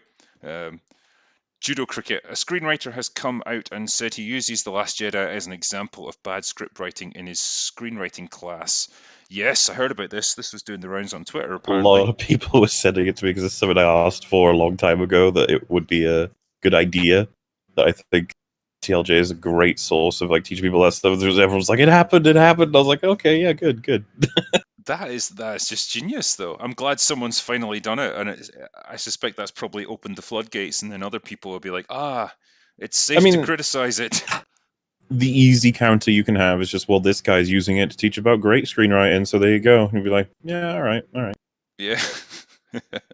I'm We all know sure it's terrible. Ryan will be proud. I'm sure he will.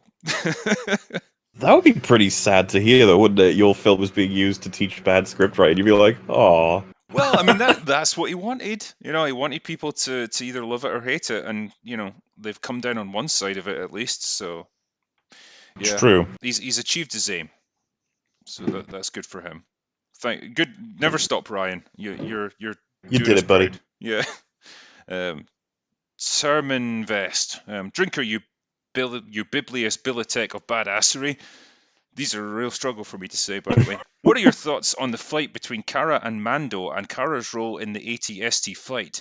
Is episode full-on woke from your point of view? Interesting question. I think Muller kind of highlighted the weird thing that she has of like punching Mando's helmet, which is probably something you shouldn't do when you've got an unprotected fist, because The fist best versus example is she almost punches him downward from the top of his helmet, and her hit is so powerful, he plants from standing up into the ground.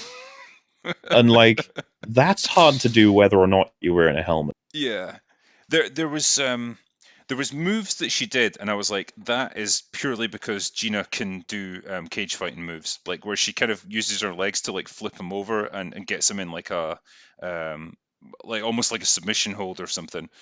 That's the sort of thing that a stunt woman couldn't do, or at least like a normal actress couldn't do. So I think it was an okay fight. It just seemed a bit silly. Like if you've got a helmet protecting your head, then you've probably got an advantage.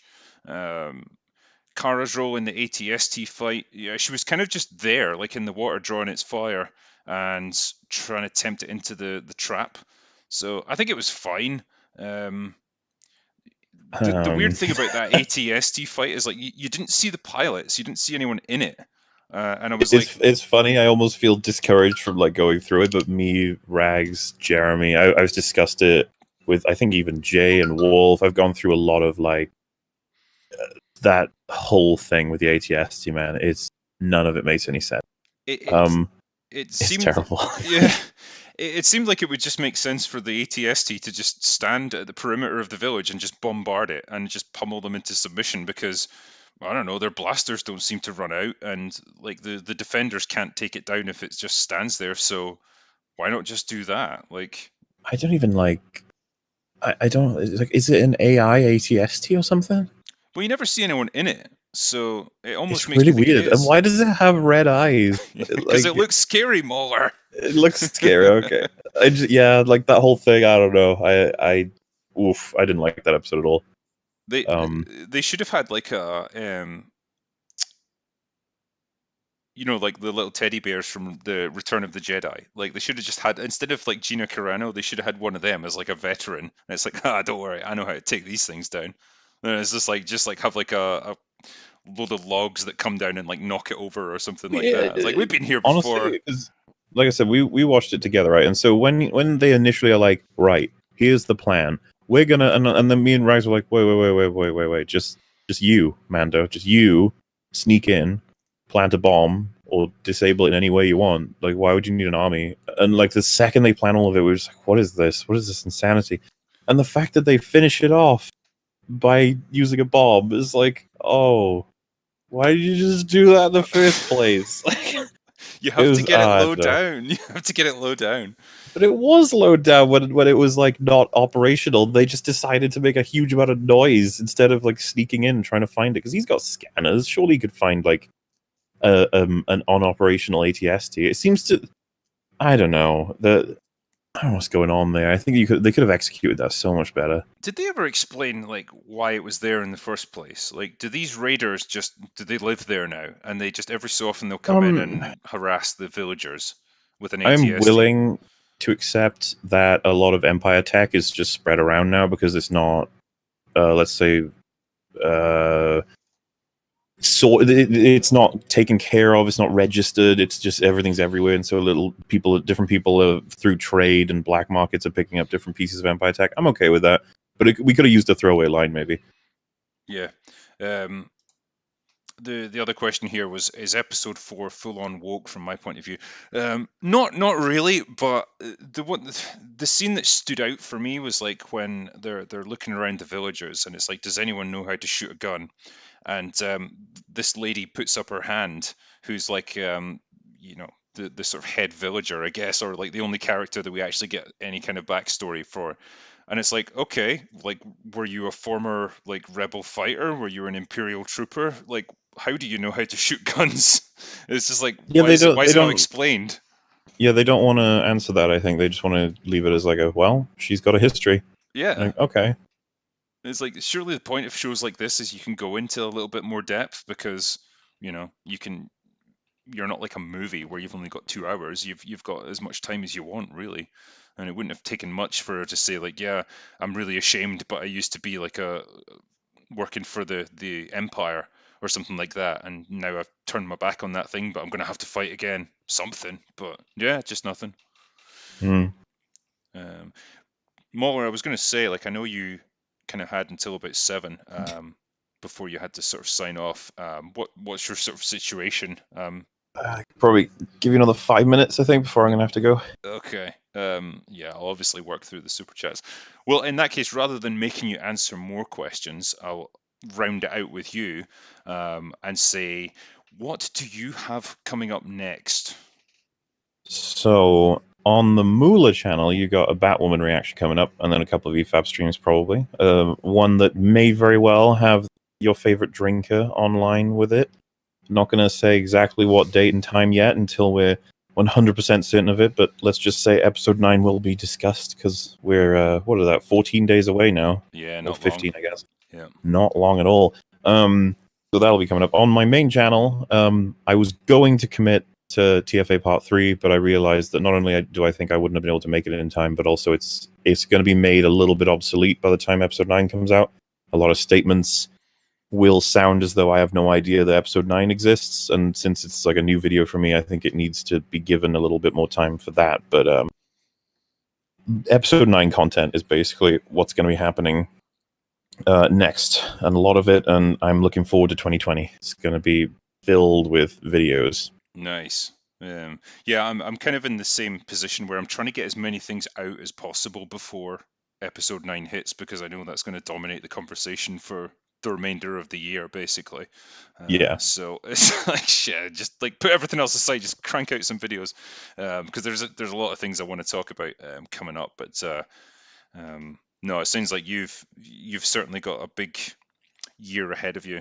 You've certainly had a big year behind you as well. Like, your channel's obviously blown up, and you've Looks been like the same for you as well. We've both been doing pretty good, I think. We've been lucky, yeah. The Longman and the People have been interested Drunkman. in what we think on movies.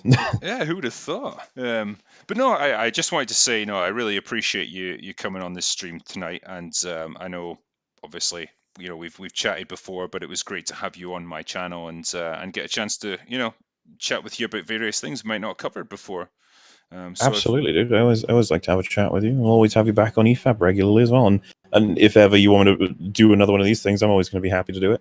Nice one. No, Very fun. I will certainly be in touch in that case. And yeah, maybe next time we'll do a longer stream, but we shall see see how you're. I will be on board with that. And yeah, sorry, just some scheduling conflicts. Different things happen with the internet. I need to get a big old blackboard next to my room just so I can write down dates and times so I don't screw it up. Not to mention time zones, man. Oh, Yeah, it's it's really always complicated. interesting. A lot of Americans and Australians, and I mean this applies to British people as well. They will literally say to you like, "I'm free at 7 p.m." and you're like, "What does that mean?" Yeah, where are you? Exactly. Then they go like, "Oh yeah, right, time zones." It's like, yeah, you realize it's like a whole half day away from what you think you're telling me. Yeah, I kind Um, of never know the good time to do things like this. Like, you kind of want it so I guess people in America are finished work for the day, so they've got a bit of free time to listen to it. But then, is it too late for people in Europe or whatever? Like, fuck it. You just have to like hope for the best, I guess. yeah. I was just gonna say, like, I don't know if you want to. If I leave the call, you'll have your conversation with me will just be on screen. Not that it matters. It's just says sure and cool beans, but Yeah. just so you know. No, that's fine. Yeah, because we were just arranging the time for the call beforehand, so yeah, there's Yeah. nothing horrific there. And yeah, next time, who knows? Maybe I'll actually have a visual that works. It's weird because I did set it up so that it just shows the image of you know a Jack Daniels glass, but for some reason OBS isn't playing ball. So fuck it, yeah, it's not It's a part of your character arc. You don't start out knowing everything. yeah, I have to learn. Like this is the Hmm. struggle. I'm on the hero's journey, the drunk man Well, hero. interestingly enough, the EFAP tonight will be the first EFAP to have an animated cover on it, as in it'll be moving instead of static. Oh, that's next level. Wow, I I'm know. I impressed. was shocked to see it myself. I didn't even know it worked, but Yeah, it does. excellent stuff, man. Well, thank you very much, as I say, and yeah, I'm sure I'll catch up with you again soon. Yeah, man. Thanks for having me on, and well, good luck with the rest of the stream, I suppose. Thank you. I'll try and get through these chats. Cheerio. Thank you very much. I'll see you, dude. Bye. Cool. Well, it looks like it is just me. So I'm going to do my best to work through all these different chats and keep this somewhat entertaining. So let's see what we've got here. Give me a second while I look at the super chats. Right. Um, Taco Sunrise. Hello, Long and Drink Men. Have you seen the new Pistol Shrimp video with Tommy Wiseau's Star Wars? It's way better than The Last Jedi. It really is, actually. It's it's surprisingly well made, and I really enjoyed that. Great little video. It reminds me when they had Tommy put into The Last Jedi as well. I thought it was brilliantly done, and yeah, I can't wait for more. I'm sure they're going to do a lot more when Episode 9 comes out. Drinker, come to Russia. I know where you get good booze. Also, Mueller, just finished that TFA analysis, you hack fraud. Yeah, I know that Mueller is working hard on this stuff. As he was saying there, it's his videos are a hell of a lot more complex than mine, and they take a lot longer to make. So it just takes time, unfortunately. So I'm sure the TFA will be along before you know it. Let's see what was the next one here.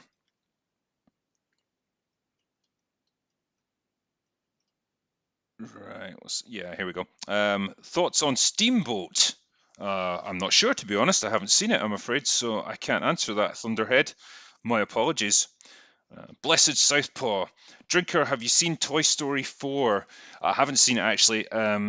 I didn't see it at the cinema because I kind of felt like the story had already been told by Toy Story 3, and I didn't really understand why they were doing another one. I have heard sort of mixed things about it. Generally, it seems to be good, but some people didn't feel like it was a worthy sequel. But I will give you my thoughts on it when I've had a chance to actually watch it. But for me, like, yeah, the first three movies kind of told a complete story, and you had a nice poignant ending to it. So it would be a shame to kind of ruin that with a bit of an unwelcome follow up. But we'll see. Michael M, just blank, so thank you for your donation, sir. Michael Rodriguez, speaking of EFAP, any idea when to expect EFAP 64? Sorry, I think Mahler will be the one to answer that, but they are producing EFAPs pretty regularly, so I imagine it won't be too long. Dr. Zayadin, love you both, Mahler. Are you a video game voice actor? Drinker, get drunk on me. How is Dishonored Wolf? Thanks, man. Novels or anything like that. but I know that it's something that he has done. He obviously is Watchmen movie.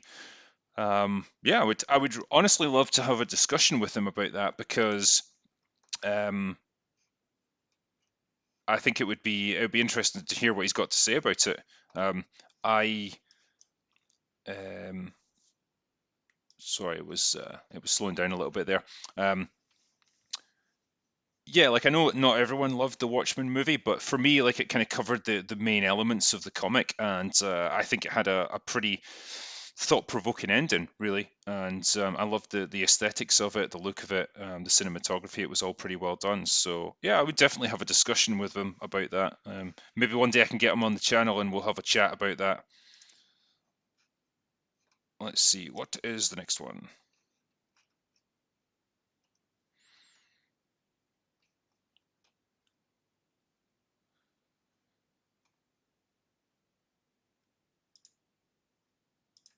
Just waiting for Super Chat to catch up here. Right. Right. Bo Semler. At what point did Arthur become the Joker? I kept looking for a snap or turn, but I'm not sure if I ever saw it. Yeah, so the ending of the Joker is kind of it's open to interpretation. The general consensus seems to be that when Arthur was being taken away in the police car at the end, and then it gets rammed off the road, and he gets carried out by some of the rioters, and then he stands on a car and kind of celebrates. That part is fantasy, and that's I guess the point where he snaps. In terms of like the rest of the story, there's another school of thought that none of it is actually real, and that all of it was just this fantasy of a kind of mentally disturbed man. I guess I think the movie kind of keeps it ambiguous, and I think that's a good thing because I don't want it to explicitly tell me that stuff. That's the kind of thing that makes it interesting to discuss. So um, if they do a sequel to Joker, which apparently they're talking about, I hope they keep that kind of element of ambiguity there because it's what made the first movie so interesting to watch. Michael Rodriguez says, wanted to save this for a bigger EFAP super chat, but you guys should check out Terminator Resistance. It's everything we ever wanted the movies to be after T2. Uh, so I'm not sure what that is. Is that a video game or is it like some fan-made series or what? Yeah, I haven't seen that, but I will keep it in mind. Um, Party CV says the color out of space is underrated Lovecraft. Yeah, I know we were kind of chatting about.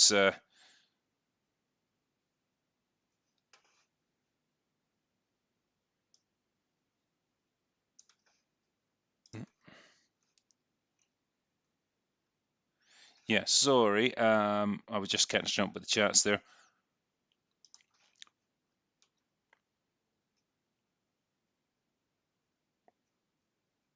Yeah, I know Morley was talking about the Lovecraft novels. I'm not too familiar with them myself, so I couldn't really say on that one. But yeah, it's kind of classic horror, isn't it? So it's something that would be quite good to get into, I suppose. I know a lot of movies and TV shows take Lovecraft themes and they kind of bend it around their own stories. So we'll see what comes. See what comes with that. Suburban Casualty just donated $5, so thank you. Owlet Bookshelf. Question: have any of you read the Asimov books? If so, what do you think of the Foundation series? Ignore his inability of writing 60 times. Cheers. I haven't really read any Asimov, if I'm honest, so I couldn't really tell you that one. Sorry. Um, Lord Hefman, if you were in control of Star Wars but you can't retcon the current movies, do you make current universe movies or go back to the old Republic? Um, I'd be tempted to go back to the old Republic if I'm honest, because the current universe doesn't really have a universe. It feels like it's yeah,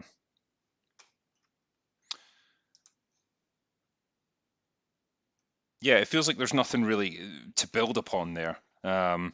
These movies are almost existing in a vacuum, and there's no kind of backstory to any of it. So there's just kind of nothing to build on. It something like the Mandalorian, I think, is quite interesting because um, it kind of keeps it ambiguous as to what time period it's in. It just seems to be some kind of point after the Galactic War, so I'm not sure. Yeah, just give me 1 second. I'm just making sure that the bandwidth is okay on this one and that everyone can hear me okay. Can I just check actually that everyone can still hear me all right?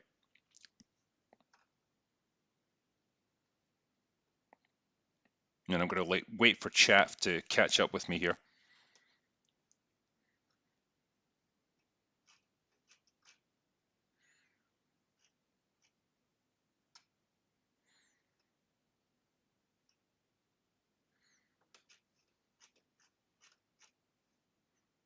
Ah, good stuff. Cool.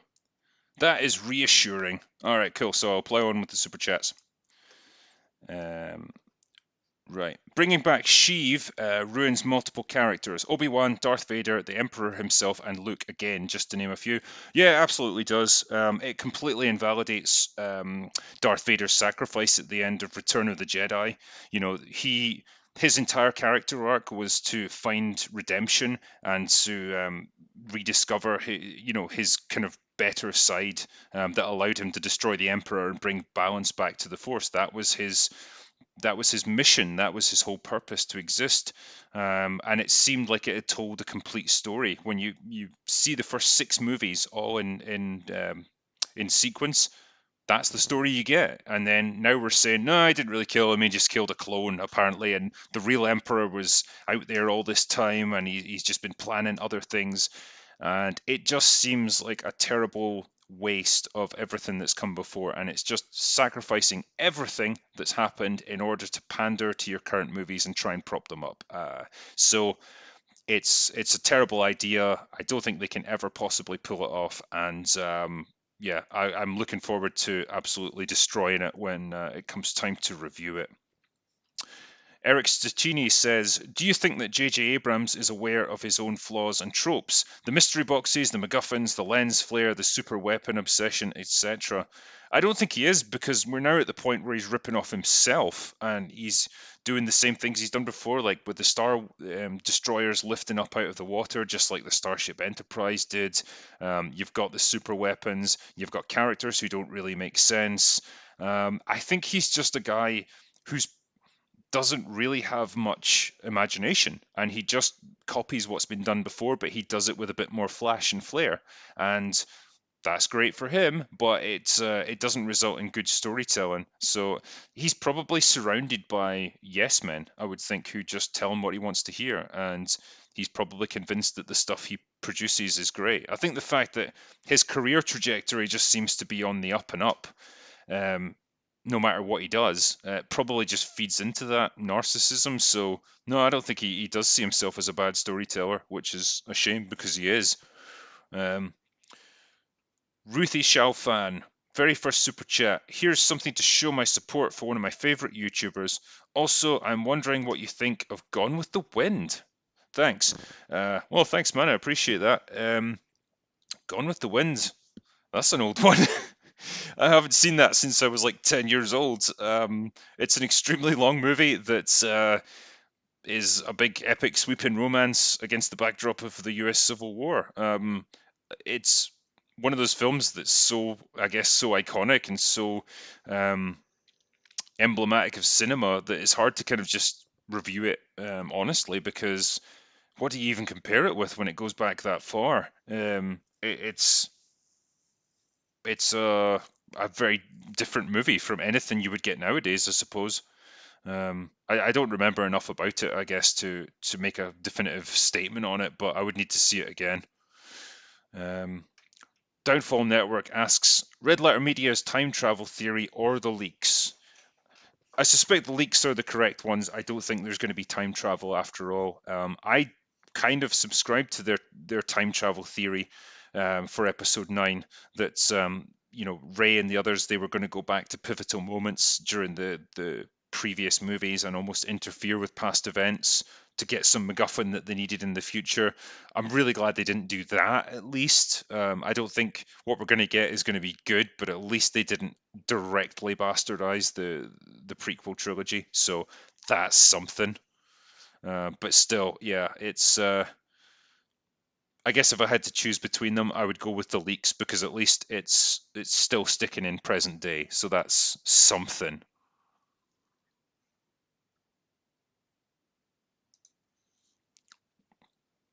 How would you redeem Ray's character? This is from director Smiley. That is a good question. I'm going to actually make a video on how to fix Ray as a character. To have her perform the same function within the movies, but at least make her a little bit more believable. And I guess I would start by giving a bit more context to how she knows about things. So we know that she's like a junk salvager, so okay, she understands a bit of the technical aspects of ships and stuff. It would have been good if she was maybe part of some smuggling gang or like some group of like space pirates or something like that, where she actually does get to fly ships, and that would at least let us understand why she's able to do some of the things she does. I would also have her lose to Kylo Ren at the end of the first movie. I don't think you would have to alter their fight that much to make that happen and still have them save face. I would have had him dominate the fight. She gets like a burst of inspiration when she thinks about the Force, and it allows her to fend him off a little bit. But then he closes in to make the kill on her, and that's when you get the big chasm that splits between them, and then that separates them. That way, at least you establish Kylo Ren as a dominant force that she hasn't beaten. She's only just barely held her own, um, and at least you've got something then. And I think also um, probably have her learn more and train more with Luke in the Return of the Jedi. Sorry, the Last Jedi. Have him actually teach her things and have her struggle to learn and struggle to master new abilities. At least then you would show her putting in some work and she's kind of earned it. Um, those are little things I think you could do to at least make her achievements seem somewhat plausible. And yeah, just give her a bit of a flaw or doubt of herself so that she lost to Kylo Ren first time around and she's um she doesn't believe that she's got the ability to take him on, and Luke has to show her that she can. It's not difficult. It's screenwriting 101, but the current movies just won't do it. Um, Blessed Southpaw. Quick Mauler, let's play Batwoman's theme. Yeah, sorry you missed him, man. But yeah, he's obviously covering Batwoman in a lot of detail. So yeah, watch him destroy her. Caspiness. No, it's the mask that's allergic to her. Yeah, it probably is actually. I think the mask just knows what kind of shit it's in. It's like, I don't want to be part of this. Um, Spice Weasel, love what both of you guys are doing. What are your thoughts on The Boys? Um, yeah, personally, I loved it. I did a drinker recommends on it. I think it's a great series. It's funny, it's irreverent and entertaining, and it gives a bit of a spin on the superhero genre, where you've got superheroes are almost managed like celebrities, and I think that's kind of what it would be like. So I really like it. I don't know what Mahler's thoughts are, but yeah, that's mine on it.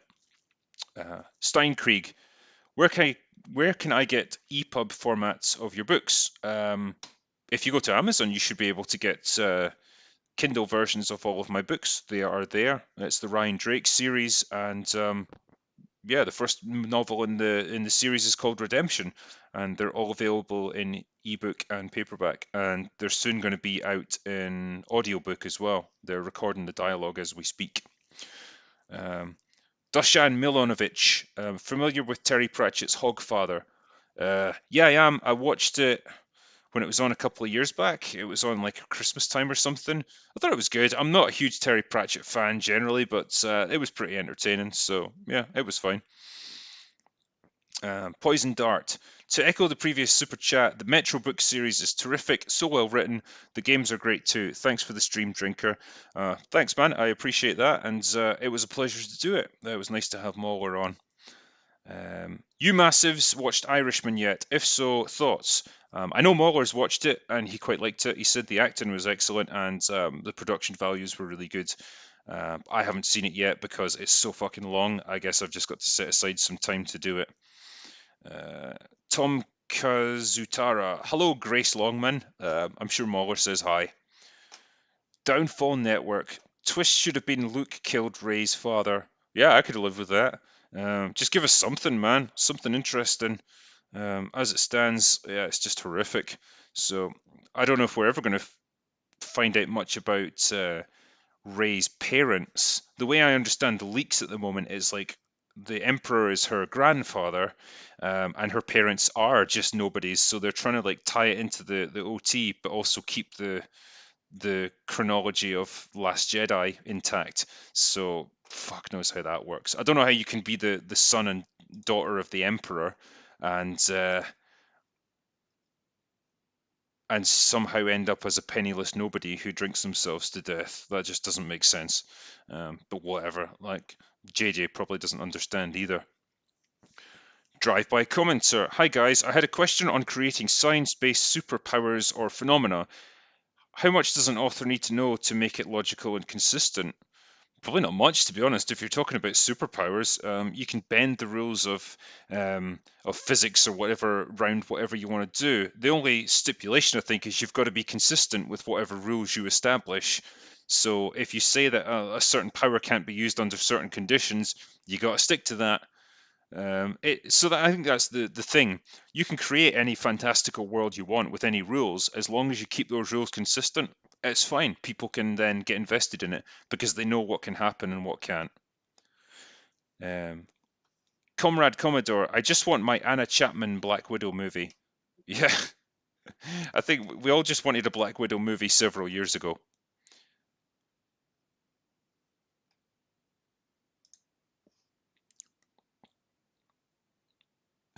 Drinker, you ever inebriated, yet silky smooth smiths of words. Don't ever change, man. Here's one on old Paddy. Well, thanks, man. I really appreciate the donation, and yeah, thanks very much. Eric Santucci. Some Star Wars sequel defenders seem to like what was done with Luke in The Last Jedi, but hate what was done with Danny in Game of Thrones. It seems like hypocrisy to me. Thoughts? That's exactly what it is. They don't want to see a woman get broken down, but they are more than happy to see a man get broken down because men are evil. That's pretty much the logic there, and yeah, I don't adhere to it at all. The things that was done to Luke in The Last Jedi was ridiculous. It didn't make any sense. The things that were done with Danny in Game of Thrones don't really make any sense either. So neither of them are an example of good writing. They are just writing for convenience and laziness. So yeah, neither of them are defensible in my opinion. Holding out for a hero girl says Pirelli calendar 2020 gets woke. No hot women anymore on the Pirelli calendar 2020. Comment. I haven't seen the calendar, but I guess it ties into this thing that they're doing away with like grid girls and anything kind of glamorous and attractive when it comes to motor racing. What the fuck are we actually supposed to see on the calendar then? Just like wheels? I'm not really that into Pirelli that I just want to look at their wheels. Um, yeah, it's just silly. Like these girls that do this stuff, they get paid incredibly well, and most of them see it as an amazing opportunity to get like a springboard into modeling or acting or whatever it might be. So to do away with that, ridiculous. I don't understand it, and it's just stupid. We're gonna end up living in the most like dull, generic, sterile kind of world you could ever imagine. And it's stuff like this is just a great example of it.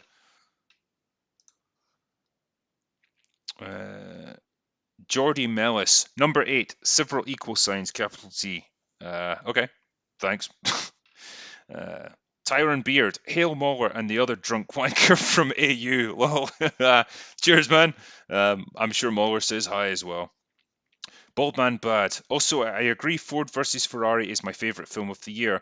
Until I see 1917, I bet. Also, shout out to Uchi and McMuffins. Yeah, 1917 looks excellent, and it seems to be that it's done almost as like a single shot. When I've seen the behind the scenes stuff, they're talking about how they've staged it so that it just goes as one continuous shot, which just seems incredible that they can do something like that. I do like these World War One movies. I don't think they get enough attention these days, so I'm looking forward to it. Right, what was the next one? Yeah, also love Ford versus Ferrari. As I said, it's one of my favorite films. I think Joker edges it, but it was still a good one anyway. P buyers, boys, please adopt these acronyms officially. OT equals original trilogy, PT equals prequel trilogy, DT equals Disney trilogy. Okay, fair enough. I will. Yeah, Mahler is a Lovecraft fan. I have to ask, which of his stories is your favorite and why? I'm sorry, my friend, that you didn't get a chance to ask that. We just couldn't get through all these super chats. This is what happens when you speak to the long man. You end up with very long conversations. So sorry about that. Cerberus. Drinker, you should do a review of the parody Star Wars short video by YouTuber Pistol Shrimps featuring G, a spectacular performance by the legendary Tommy Wiseau. Yeah, it would be good to do a review of that, actually, a proper drinker review. Yeah, it's brilliantly done. I love that. Let's see what else we've got here.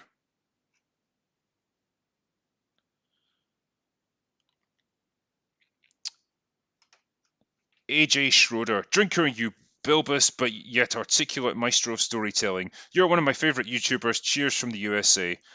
Thank you very much. I appreciate that. And yeah, so many people have tuned into this live chat tonight. It's been great to have you all on board. And no, I really appreciate it. And all the positive comments. It makes it a pleasure to do what I do. Mr. The Lucky Buckets. Drinker, how do you edit your voiceover audio? What's your general process and what mic do you use? I use one of those blue snowball ice microphones. It's just like a kind of handheld microphone, I guess. It's good for noise cancelling and it kind of cleans up your audio quite nicely all by itself. And then I'll just record my dialogue. I'll edit out any pauses or any times that I've flubbed my lines or whatever, and then it's just time to put in all the visuals, and then you end up with a finished video. So the whole process probably takes a couple of days. I'm not quite like Muller level where it takes several months to produce a video because mine are short, but that's the process, and it's quite good fun. Editing becomes a bit of a drag after a while, but it's pretty satisfying when you get it finished. TKE, Drinker, you very nuanced yet verbally striking man at arms. I love these sayings, by the way. Knives Out hasn't broken 80 million yet. Will you help this bomb and review it? I will review it. That's something I am planning to watch. I imagine it wasn't done on a huge budget anyway, so it probably doesn't need to make that much money. But I've got this horrible feeling that it's not going to be as bad as I hope it will be, so that's a problem. But I will just give it a fair review, I guess, and if it does suck, then I will tear it a new one. Thunderhead, Google Steamboat Captain Marvel. Will do. I'll maybe turn off my screen share before I do that. Cerberus, Milord Drinker, Battle Royale film and games opinion. I haven't played the games, but I have watched the films, and they're really good. Yeah, they're fun. They've got quite a dark sense of humor, but they are good movies. So yeah, I give them a thumbs up. I'm just going to see where we're at in terms of the super chats. Dragon's Advocate. When can we expect to get your novels as Special Drinker narrates his own novels in a drunken voice? That would take some doing. The guy that we've actually got to do the voiceover is terribly smooth and posh and well spoken, and I can't imagine myself narrating an entire book that's like 500 pages long. I would kill myself doing that, but I'm sure he'll do a fantastic job. I might one day like narrate a couple of pages as the drinker just so you can see what it's like. Um, I'm just looking at some of just the normal chats now that I've caught up. What am I drinking on? I am drinking Auchentoshan whiskey tonight with a little splash of water in it just to water it down so I can pace myself. But it's very nice and it's very easy to drink.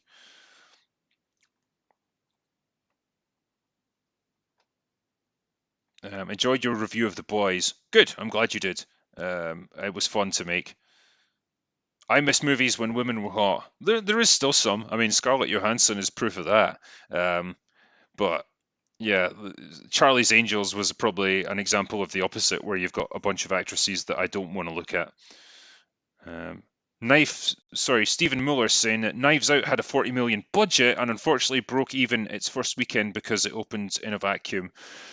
This is the thing, though, right? When they say a movie's made like 40 or 50 million dollars or whatever, that's just the gate receipts. Like that doesn't take into account like the money that the actual cinemas take. So when you say a movie's made like 40 million in its opening weekend, it probably made like 15 or 20 in actual profit for the studio.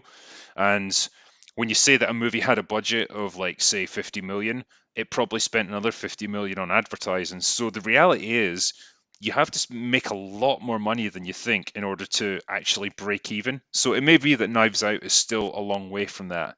So I guess we'll see. Scarlett Johansson, yum, yeah. She is excellent, and that's why I'm looking forward to Black Widow. What do I think about The Mandalorian? Yeah, I think we covered that quite a bit. Liking it so far, mostly. It's got a few issues, but it's probably way more enjoyable than the movies. Uh,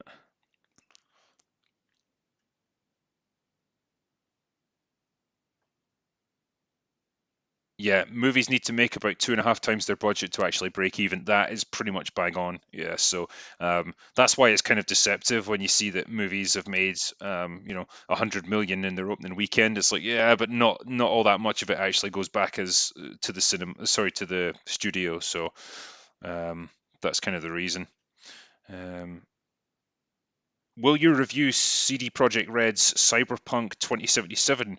I might well do actually. It's been ages since I've done a video game review, and I kind of miss it. The last one I did was like Resident Evil 2, the remake, so it's been a while. And yeah, there's a few I want to do first. I want to do um,